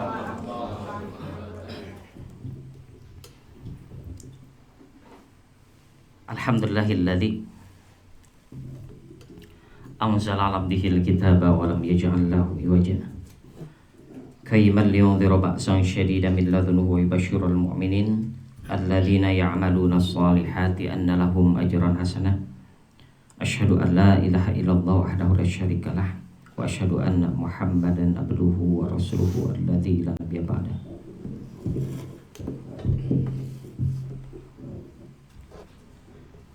Yang saya hormati pembina Yayasan Zainal Rahman Pondok Pesantren Markaz Khulafaur Rasyidin, Bapak Haji Abdurrahman Sarjana Hukum, Ibu Hajah Nung Jalina Yusuf. Yang saya hormati dari Ketua Yayasan Zainal Rahman, Ibu Nik Dewi Pramanik, Dr. Nik Dewi Pramanik MPD. Yang saya hormati bendahara dari Yayasan Zainal Rahman, Bapak Ade Suryanto. Yang saya hormati para asatid, alim ulama, serta ikhwan dan akhwati fillah, mulai dari komunitas, ada kawan ukhuwah, ada lastik, ada santri on the street, ada gerakan pemuda mengaji, ada underground hijrah, kemudian ada pemuda hijrah Cianjur, dan semuanya ikhwan dan akhwati fillah yang menyimak di siaran YouTube boleh lihat ada di kawan ukhuwah dan studi bersama, yang insya Allah jangan lupa di like, comment, share, dan subscribe. Masya Allah ya, mudah-mudahan. Karena kenapa? Kalau like, comment, share, dan subscribe, nah hasilnya suatu saat bisa digunakan untuk apa? Untuk peran dakwah kembali. Amin. Insya Allah. Karena tujuan kita pengajian itu di sini adalah menyatukan umat. Nah, menyatukan umat teh nyatu gitu. Nyatu teh naon? Ya, tos beres tos ya ada makan gitu ya. Nah, lagi nyatu ya, menyatukan umatnya. Masya Allah. Dari underground hijrahnya atas beres tadi harus dan ayah menyatukan umatnya, jadi kan nyatu. Masya Allah. Itu terus. Jangan lupa ya, insya Allah. Karena itulah kalimatnya. Baik, ikhwan dan akhwati fillah yang dirahmati oleh Allah Subhanahu wa taala. Tazkiyatun nafs sekarang, kenapa membahas tentang tazkiyatun nafs? Karena kalimat ittihadul islami, bahwasannya mempersatukan ummah ini, Islam ini adalah kalau hatinya itu tidak bersih, kalau hatinya itu kotor, kalau hatinya itu ada ganjalan, apalagi tadi disebutkan adalah pikiran kita itu selalu negatif. Kenapa negatif? Pasti hati noge negatif. Karena sumber Islam mengatakan adalah inna fil jasadi mudghah. Sesungguhnya di dalam tubuh manusia ada segumpal daging. Ida saluhat saluhal jasadu kulluh. Kalau segumpal daging itu benar, maka akan benarlah seluruh amalannya. Perhatikan, kalau benar, benar seluruh amalannya. Berarti pikiran pun benar. Wa ida fasadat fasadal jasadu kulluh. Kalau segumpal daging itu rusak, maka akan rusaklah seluruh amalannya. Maka ditanya, ala wahya ya Rasulullah, apa yang disebut segumpal daging itu? Maka Rasulullah menyebutkan ala wahyal qalbu. Yang disebut segumpal daging itu adalah hati. Kenapa kita membahas hati? Aduh panjang Pak. Ada yang tahu dalamnya hati? Punten aya nu naros, Kang berinfak bersedekah teh ikhlas teu? Aya nyebatkeun demi Allah ikhlas, berarti salila eta teu ikhlas.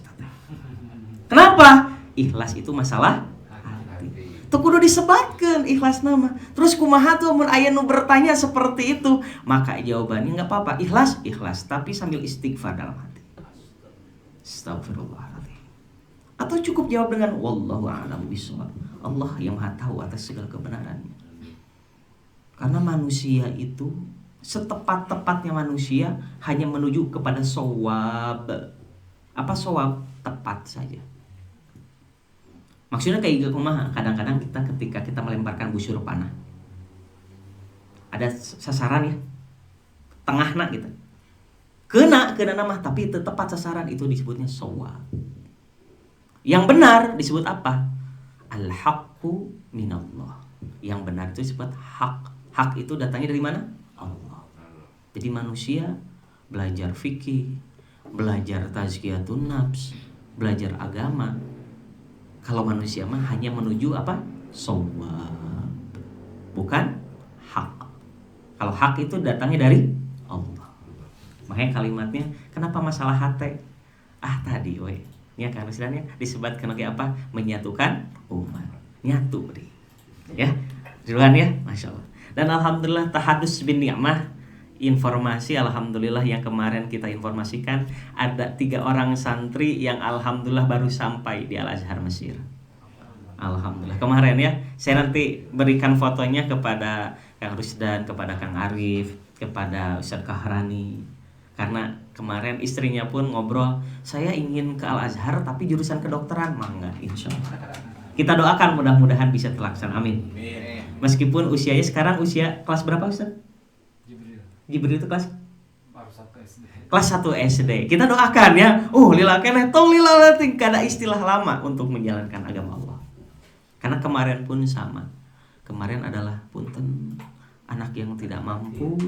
Kemudian kalimatnya kadang-kadang orang tua mengatakan ti mana atuh, Ba? Danana ti mana? Per orang 30 juta Kang Karsdan. Bayangkeun. Tapi kamari tiluan sareng nanawana CF 100 juta. Ya alhamdulillah. Ti mana rezekina? Rezeki mah ar-rizqu minallah. Tadi makanya kalimatnya adalah kalau kita ngemutan pikiran mah pusing. Kalau pusing teh ngelepus sambil ngising ya. Masyaallah. Sanes gitu saja ya. Masyaallah. Apa yang terjadi? Yang terjadi adalah masyaallah. Kita doakan. Ada di sini insyaallah ada tambahan 2 santri yang ingin berangkat ke Mesir juga. Ada orang Batu Jajar, Ridwan Iwan ya. Kemudian ada yang dari Persis Cianjur, Azhar. Ya. Mudah-mudahan tahun depan insyaallah akan testing lagi. Dan tahun ini kita memberangkatkan 1 orang Jatinangor yang sedang belajar bahasa sekarang. Jadi kalimatnya di sini apa? Di sini memberikan pengajaran apa? Khidmah. Naon? Khidmah. Punten dalam agama yang paling sulit itu adalah adab, akhlak, khidmah. Karena kalimatnya guru saya pernah berpesan. Guru hati saya siapa? Pangarsa Abah Anom pernah berpesan. Beliau menyebutkan sedalam-dalam orang tahu belum tentu faham. Contoh gimana? Banyak orang yang belajar sampai S3 banyak ya? Betul? Tapi yang kena kasus korupsi ada orang S3. Berarti pendidikan tidak menentukan faham. Mau belajar ke bagian keagamaan, belajar bagian apapun, punten. Sedalam-dalam orang tahu, belum tentu faham. Yang kedua, sedalam-dalam orang faham, belum tentu merasa. So, ningali tadi kotak amal. Dina saku paling kanan ada uang 2.000. Di saku kiri ada uang 100.000. Biasanya masuk ke mana? Nu mana geura? Harus dah nya ruwet ke mana biasana? 2.000. Anu mana Kang biasana? Lamun aya kotak amal tadi komo ibaratkan apal hadis tabassamuka fi wajhi akhika shadaqah. Senyum itu adalah sodako. Matakan ayah kotak amal seuri, nah bet seuri sodako Pak Ustaz gitu. Aduh masya. Iya, karena kan bisa menyumin aja. Aduh, inilah kalimatnya adalah karena sedalam-dalam orang tahu atau sedalam-dalam orang faham belum tentu merasa. Tahu, faham, tapi nah itu diamalkan karena rasanya belum dapat. Kata guru saya seperti itu. Karena guru saya adalah guru masalah ruh, masalah hati, masalah kolbu. Dan yang terakhir adalah sedalam-dalam orang merasa sudah pasti tahu dan paham. Kalau sudah merasa mah tinggal nah batur bisa jor-joran infak sedekah, bisa ngatur jika di sini misalkan nah hese atau saya capek-capek ngabiayaan anak-anak santri anu ibaratkeun yatim piatu kalimatna untuk dibiayaan. Naon untungna? Teu aya untungna karena untungnya adalah kenikmatan yang dirasakan. Pak, ngeluarkeun duit teh hese. Ngeluarkeun 100 juta hese. Tapi logika kita dibalikkan karena kenapa? Logika kita bukan matematik. Logika kita bukan hitungan manusia. Logika kita adalah kita memakai logika Allah. Logika Allah naon? Hiji tambah 1, 1 tambah 1 sama dengan 1 triliun. Bisa jadi. Betul? Karena kalau saya berpikir adalah investasi terbaik bukan kepada benda mati. Kadang-kadang kita berpikir investasi tanah, betul? Emasnya, betul? Kita kadang-kadang selalu menyebutkan nanti anak saya dikasih apa warisannya. Punten, banyak orang yang berebut warisan karena kalimatnya apa? Tidak berkah. Hutang orang tua nanti dibayar, perebut warisan. Ya. Tapi investasi terbaik adalah kenapa Markaz Khulafaur Rasyidin memberikan investasinya kepada SDM manusia. Coba bayangkan, satu SDM manusia menghasilkan 17 triliun. Mungkin nggak? Mungkin. Kalau satu manusia seperti Bill Gates, itu adalah aset manusia. Emas, sarang tanah, muntai manusianya berharga nggak? Berharga nggak? Tidak. Kenapa bisa berharga? Karena manusia yang bikin harganya. Makanya ngeberangkatin kemarin 100 juta, ya bismillah. Di mana balasannya? Mathalul ladzina yunfikuna amwalahum fi sabilillah. Perumpamaan orang yang menginfakkan harta di jalan Allah karena salihabbatin seperti satu biji andatat sab'a sanabila yang akan menumbuhkan 7 biji yang lain. Jadi minimal hiji diberikan 7. Kelipatannya itu logikanya. Kemudian fi kulli sumbulatin mi'atu habba. Setiap biji akan menghasilkan 100 tuh. Tapi apa? Ikhlas. Inilah ilmu tazkiyatun nafs yang kadangkala kita lupa. Ikhlas itu seperti ini punten. Logikanya seperti ini. Aya tukang cuangki, apa tukang cuangki? Terang teh? Lang, galang, terang cuangki teh? Terang? Cuangki mozzarella? Ada nggak ya? Di Kalimantan ada cuangki mozzarella nggak? Belum ada ya? Boleh nanti sebagai ide ya. Nanti mahasiswanya membuat cuangki mozzarella. Kalau tidak, ibaratkan apa? Jengkol saus tiram. Kumaha kan belum ada ya? Belum ya? Wan, nggak ada ya? Kita bikin jengkol saus tiramnya. Lamun teu naon? Lamun teu tutut barbeque. Ya, misalkan gitu ya, misalkan. Naon ya badak ayeuna namanya? Ya, Kang Arinya sadari, masyaallah. Teu aya di Ciawi nya. Teu aya insyaallah, tenang. Karena nembe dicetuskeun ku babanya. Tapi insyaallah ya. Apa yang terjadi, punten? Orang yang jualan cuanki sama-sama jualan di Car Free Day. Punten. Satu jualan cuanki, satu jualan cuanki, jualan sama. Kemudian jualannya hasilnya sama nggak? Enggak. Tapi yang dijual adalah cuanki. Tapi hasilnya kenapa berbeda?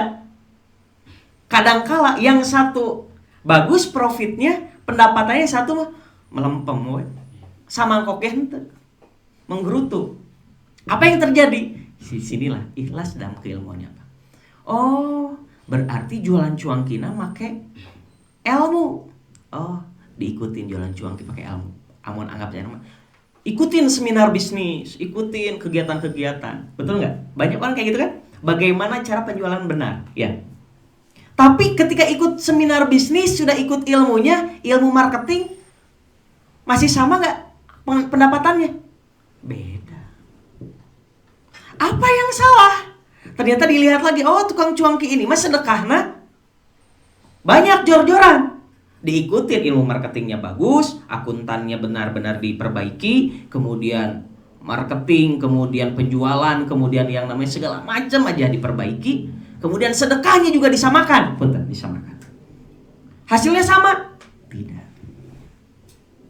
Naon atuh nu beda? Kadang-kadang kita iri seperti itu. Ternyata ikhlas yang berbeda. Apa ikhlas pertama? Ikhlas pertama kebanyakan orang itu bisa menjalankan ikhlas itu di tahap pertama, yaitu ikhlas ketika berdoa. Contoh, kalau kita berdoa biasanya tahajudnya getol tuh. Biasana ya mah lamun aya kahoyong punten ya anu bae hari hijrah ya. Kalimatnya bae hijrah itu bisa jadi hati-hati, hijrah kita pertama ini adalah istidraj, hati-hati. Karena kenapa? Kita sudah merasa baik dan ternyata baheula abdi pernah teu salat, ayeuna salat. Aman we. Bukan itu, ternyata kalimat hijrah itu adalah betul-betul terus lebih baik. Lamun geus hijrah nyalakeun batur berarti aya pertanyaannya. Makanya kalimat tadi yang jadi pertanyaan adalah kita kebanyakan ikhlas dalam berdoa, betul? Saumna, Senin Kamisna, betul? Ya, Kak Ari. Kalau ingin nikah biasanya kumaha? Ya. Ikhlasnya apa? Nabung. Saumnya ya. Kalau nggak Senin Kamis saum daunna. Kalau tidak ya saum nadar kadang-kadang ya. Betul nggak? Itu tahapan ikhlas pertama, biasanya orang-orang bisa melalui. Tetapi yang di pertanyaan Allah kasih ujian yang kedua. Ikhlas apa yang kedua? Biasanya Allah nantikan atau mengabulkannya. Dinantikan pengabulannya. Biasanya inilah yang biasanya ikhlasnya suka mulai goyah. Doa kita meminta pada Allah, berharap kepada Allah untuk dikabulkan, sama Allah dinantikan. Masih tahajud tuh? Masih ngaji? Atau ada istilah lila teuing can dikabulkeun. Kebanyakan orang goyah dalam ikhlas kedua. Yang paling parah adalah banyak orang yang meninggalkan ikhlas ketiga. Apa? Ketika doa sudah dikabulkan tapi tidak sesuai dengan permintaan. Masih ibadah seperti itu. Bahkan naudzubillah ada sebagian yang menyalahkan, kenapa Allah tidak mengabulkan apa yang aku minta? Ada penyakit apa itu? Hati yang jadi permasalahan. Banyak orang yang punya penyakit medis diobati, batuk, salit diobatan nyawannya. Betul nggak? Tapi hati, pernah kita ngecek hati kita boga apa penyakit? Ternyata setelah mempelajari tazkiyatun nafs ini adalah kita belajar tentang amal soleh. Oke, aya rumusna. Contoh saja, ketika kita datang ke masjid, kan sunahnya kita sholat tahiyatul masjid. Kalau wudhu berarti sholat syukur wudhu. Tapi ada majlis. Biasanya kita sholat atau nampi ikut majlis sholat. Kenapa? Bisa jadi dia melaksanakan ibadahnya karena nafsunya. Sholat tahiyatul masjidnya adalah hablum minallahnya untuk sendiri. Tapi majlis taklim hablum minallah dan hablum minannas. Alangkah baiknya apa? Duduk di majlis taklim itu, duduk ikut majlis taklim, setelah itu baru sholat. Karena kenapa? kecuali kalau punya urusan yang mendadak. Kadang-kadang kita mah ya udah mending orang sholat tahiyatul masjid dulu, betul nggak? Itulah yang disebut kita beramal soleh dengan hawa nafsu. Beratnya mana? Di sini tazkiyatun nafs. Saya nggak bakal membahas tentang fikih, Kang Rusdan. Saya nggak bakal membahas tentang ini karena nggak masalah fikihnya punya gurunya masing-masing. Kayak masalah hati biasanya sama masalah hati. Pernah ngalami kayak barusan? Pernah. Atau gimana amal soleh yang punya hawa nafsu kayak gini? Di salah satu pesantren karena kita punya uang, nutup orang lain nggak boleh jadi donatur, biar saya jadi donatur. Niatnya baik untuk menutupi apa? Kebutuhan pesantren. Tapi nutup amal orang lain untuk berbuat amal soleh, itu yang disebutkan amal soleh dengan hawa nafsu. Itu jauh-jauh. Di salah satu perusahaan ada yang pernah curhat seperti ini. Mbak, saya niat untuk mengumrohkan karyawan saya. Baik nggak? Betul nggak? Baik ya. Gimana Mbak pendapatnya? Saya Pak Haji hebat, Masya Allah. Tapi pernah belum berpikir. Ini sedikit sharing. Sharingnya apa? Bapak karyawan pernah nanya belum karyawan Bapak punya hutang? Biasanya anu umroh punten suka ada walimatus safar. Mengeluarkan uang nggak? Mengeluarkan uang nggak? Yang punya hutang mengeluarkan uang kembali, nambah itu hutangnya. Nambah. Maka gimana Mbak sarannya? Bapak tanya Pak Haji, Kang, uang umroh ini mau dipakai buat bayar hutang atau mau diumrohkan Bapak? Kalau ternyata karyawan mintanya, kalau bisa Pak dibayarkan hutang, Bapak cerdas dalam beramal. Karena kenapa? Niat Bapak sudah mengumrohkan. Yang kedua adalah melepaskan beban dari seseorang. Dicatat sama Allah sebagai pahala mengumroh. Kadang-kadang kita mah udah umroh. Punten biasana umroh anu ti punten biasana ti kampung biasana mun urang umroh sok aya moal anu saudara-saudara mana atuh hadiahna. Ya, sok aya nyaleres nambah hutang deui teh. Nabi. Jadi umroh teh jadi naon? Aduh. Ya, betul enggak? Itulah kalau kita diamanahi sebuah perusahaan, kita harus tahu keadaan karyawan kita. Jadi ibadah teh amal soleh bukan kuna nafsu. Niatnya baik mengumrohkan, tapi tidak tahu keadaan karyawannya. Kebanyakan di antara kita itu beramal solehnya untuk diri pribadi. Karena kalimatnya apa? Yang terjadi saat ini, lamun abdi berbicara untuk masalah pribadi sudah cukup. Saya berceramah juga udah cukup Pak. Untuk memenuhi kebutuhan anak istri sudah cukup. Tapi jangan ngadikan pesantren, anak yatim yang harus dibiayaan. Karena kalimatnya adalah ayat Al-Quran yang disebutkan di surat Al-Baqarah. Ayat kedua mengatakan, Dzalikal kitabu la raiba fi hudal lil muttaqin. Kalimatnya apa? Dzalika artinya itu. Yang belajar bahasa Arab, dzalika isim isyarah artinya itu. Tapi kenapa diartikan di sini jadi ini? Berarti kalau menganggap Al-Quran itu masih jauh. Tapi menganggap Al-Quran ini, kalau ini dekat atau jauh? Dekat. Kalimat itu berubah jadi ini. Apa kata Allah? Firman Allah, Dzalikal kitabu, inilah kitab yang bernama Al-Quran. La raiba fi, tidak ada keraguan. Kalau ayat ini dipasang di akhir surat, di akhir surat ke-114 surat An-Nas, maka kalimatnya orang lain gak bakal sadar. Makanya dipasang di surat Al-Baqarah, di surat awal-awal. Biar apa? Inilah kitab yang bernama Al-Quran yang tidak ada keraguan. Matakan kunaon abdi, kalimatnya mendirikan pesantren bersama keluarga, bersama kakak ipar dan yang lainnya. Kalimatnya apa? Bersama teman-teman yang berkontribusi. Inilah kitab yang bernama Al-Quran. Di dalam Al-Quran disebutkan yang mengurus anak yatim, bahkan kalimatnya Allah akan berkahi. Di dalam hadisnya, Rasulullah menyebutkan orang yang urus anak yatim seperti ini, aku dan dirinya. Ini Rasulullah, ini aku. Tapi kalimatnya banyak orang yang tidak paham. Di mana biayana? Teruskan ke akung awal-awal 25 santri. Makana aduh, apa tuh santrinya mamna dia kumaha? Ya makan pakai tangan kanan atunya. Bisi bayanganna juga kumaha emang mamna santrinya sami. Jika mau ditaraskeun ibaratkeun jalmi anu pieu nyungkeun hoyong rokok kumaha? Kitu nya nu pieu mah nya. Anu buta nyungkeun rokok kumaha? Ngobrol we atuh. Kan tetep pieu, enggak bisu ya. Nyungkeun rokok gitu nya. Kadang-kadang terkecoh. Ya sama kayak barusan. Santri tuangna kumaha? Ya gitu sampingnya gitu. Tuh ngabayangkeun ya banyak. Da yang buta mah teu bisu ya. Tinggal nyungkeun rokok gitu ya biasa. Nah, kalimatnya apa yang terjadi? 25 orang makana, ya makan Masya Allah Pak. Sakeak ya, makanan teh wah habis. Apa yang terjadi? Aku ngedi saksi. Tiba-tiba ada yang datang ke donatur. Pak, di dieu teh ya santri mohon. Abdi bade meserkeun ayam crispy. Waduh.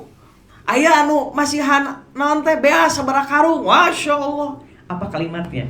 Dzalikal kitab la raiba fi.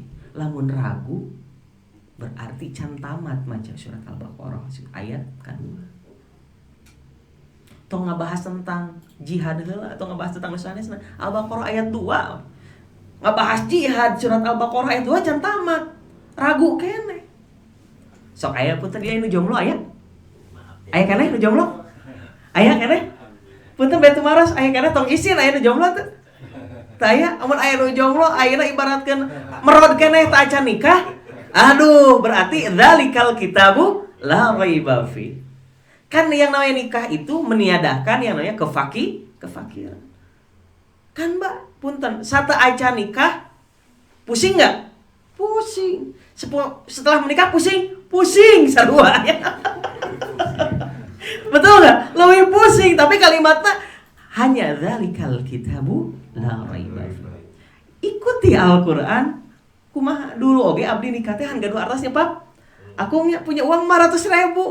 Bari jeung seep ku kosan eta teh. Makan nasi padang oge beli tempe, beli tahu sing seueur we kuahna. Minta we gratis nama mah naon serundeng. 500.000 bertahan berapa? 3 bulan. Setelah 3 bulan alhamdulillah dapat pekerjaan. Setahun pertama dinikmati. Di tahun kedua alhamdulillah. Saking gusyuna eta ya, masyaallah.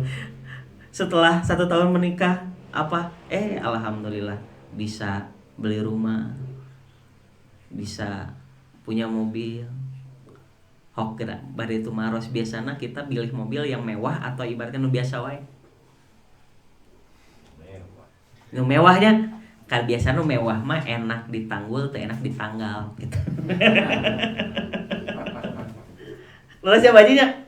Ditanggul maraos empuknya setiap tanggal non mayaran. Masya Allah. Eta teh enak ditanggul teh enak ditanggal. Karena kebanyakan di antara kita biasa nama punten meninggikan gaya hidup, bukan kualitas hidup. Beda gaya hidup sama kualitas hidup. Makanya tazkiyatun nafs ini untuk mensucikan hati. Berat nah. Ya harus dan berat hati teh. Anu disebut tos hijrah oge geuningan aduh. Hese misalkan beda fikih wae kadang-kadang dalam bagian urang eta. Alim gitu. Ibaratkeun beda lembaga enggak mau. Dongkapkan tos we ayo kajian hate urang menyatukan umat. Naon kalimatna menyatukan umat mah? Nyatu we.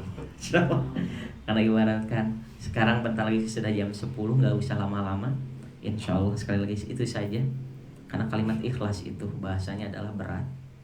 Tapi dengan menjalankannya mudah-mudahan Allah berikan kemudahan. Allah berikan keberkahan. Allah berikan keridhaan kepada kita. Insyaallah Pak Ustadz Kahrani itu adalah tadi belum selesai ya kajiannya. Berarti jangan kalau suatu saat saya akan nge-WA lagi kepada Teh Eci, ada nggak Ustaz Kahrani melanjutkan yang tadi kan belum selesai. Kalau saya mah kenapa kajian tidak diselesaikan, trik mi diundang deui aya begitu. Ya, eta mah triknya banyak matakan kenapa kajian saya berseris. Ya, sinetron wae berseris ya. Artinya apalagi kalau misalkan kajian HT mah. Jadi kalau suatu saat saya diundang ke Kalimantan tuh ya, Masya Allah, saya kajiannya pasti berseris. Biar ibaratkan bisa dalam 1 tahun tuh bisa 3 kali, 4 kali ke sana. Gitu. Jangan dianggap bercanda ya, Masya itu. Baik, Masya Allah. Masya Allah. Insya Allah suatu saat yang dari Kalimantan bisa ke sini, insya Allah yang kita dari Cianjur bisa ke sana, insya Allah. Mudah-mudahan dengan silaturahim berkah, Masya Allah. Baik. Sebelum kita akhiri, mari kita berdoa kepada Allah, karena di dalam hadisnya adalah salah satu tempat dijabah doa adalah di majelis ilmu. Mudah-mudahan di tempat ini adalah majelisnya adalah majelis Asy-Syifa Markaz Khulafaur Rasyidin. Non Asy-Syifa teh obat. Obat apa? Obat hati. Kenapa kalimatnya? Sekali lagi, kita kadang-kadang penyakit fisik, penyakit medis kita obati, tapi penyakit hati mah tidak. Nah, kalimatnya adalah ternyata ada yang salah dalam mindset kita. Saya selalu kalimatnya mengembalikan mindsetnya adalah kepada mindset tazkiyatun nafs, mindset Allah. Kalimatnya adalah kadangkala kita punya perasaan adalah kita sholat duha, datangnya rizki dari duha, betul? Datangnya rizki dari tahajud, betul? Ternyata kalimatnya rizki terbesarnya bukan duha, bukan rizkinya, tapi sholat duha. Nah, kita melaksanakan itu.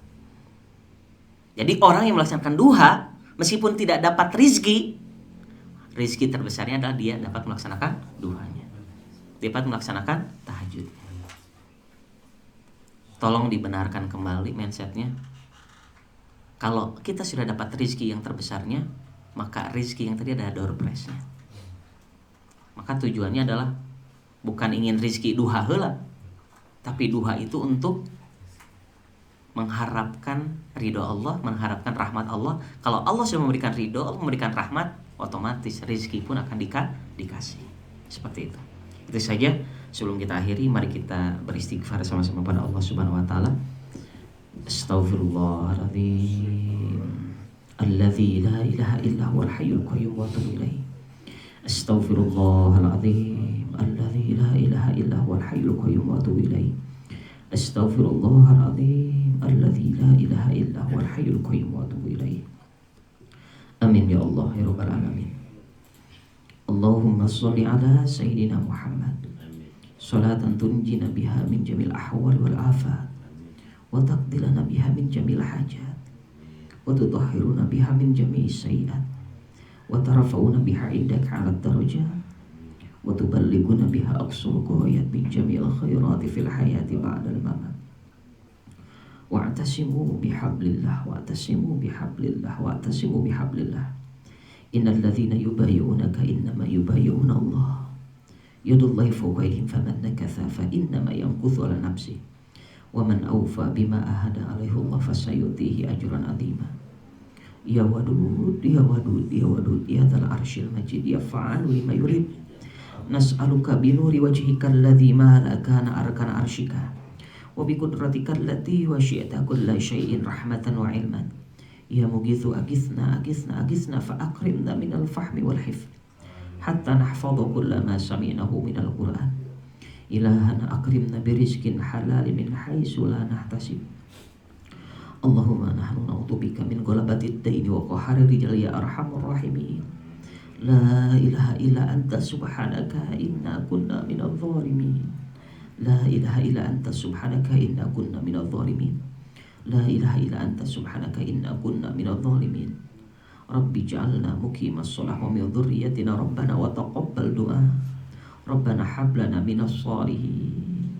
Allahumma ighfir lana wa liwalidayna warhamhuma kama rabbayana shighara.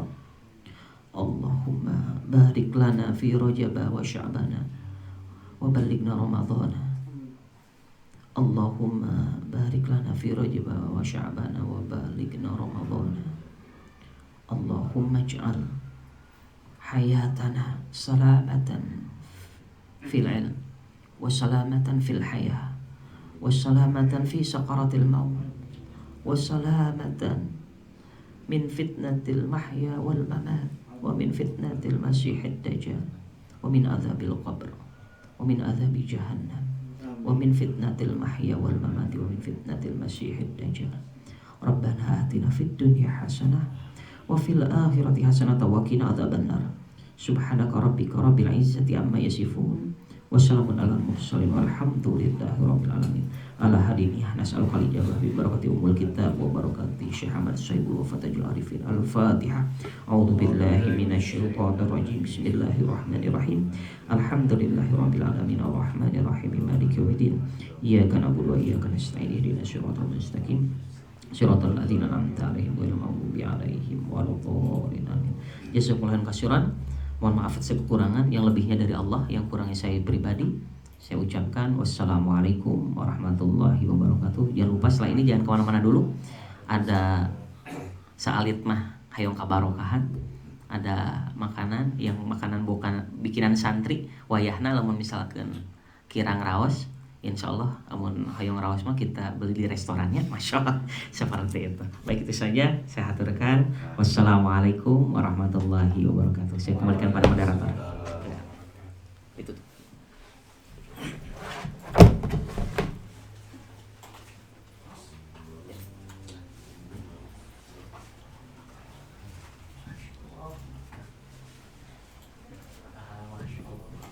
Alhamdulillah, acara dari awal sampai akhir berjalan dengan lancar. Semoga menjadikan pijakan baru di setiap harinya.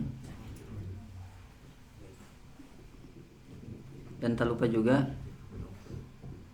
semoga kita yang ada di sini diberikan kesehatan dan keberkahan. Amin. Karena kalau kita berkaca kepada salah satu hadis ketika kita mengadakan salah satu kajian, salah satu majelis ilmu, malaikat senantiasa nonton, senantiasa ngariung, memenuhi setiap jendela ventilasi, ingin mendengarkan apa yang dibicarakan di dalamnya. Amin. Ya mungkin cukup sekian yang bisa saya bawakan. Kurang lebihnya mohon maaf. Segala kesalahan datangnya dari kebodohan pribadi saya. Segala kebenaran itu mutlak datang dari Allah Subhanahu wa taala. Al-haqqu min rabbik fala takunanna minal mumtarin. Idza wajadun khata'an fi kalami qul dzalika minni wa idza wajadun sawaban faminallah. Wa akhiran assalamualaikum warahmatullahi wabarakatuh. Waalaikumsalam. Persiapkan dulu. Cek dulu. Tuang heula ya, tong kamar-kamar segera. Mari kita tutup dengan membaca hamdalah dan doa kifaratul majlis. Alhamdulillahirabbil alamin. Subhanallah. Semangat keberkahan lah. Dulu ya. Ayo Pak Haji, salam Pak Haji Pak. Salam.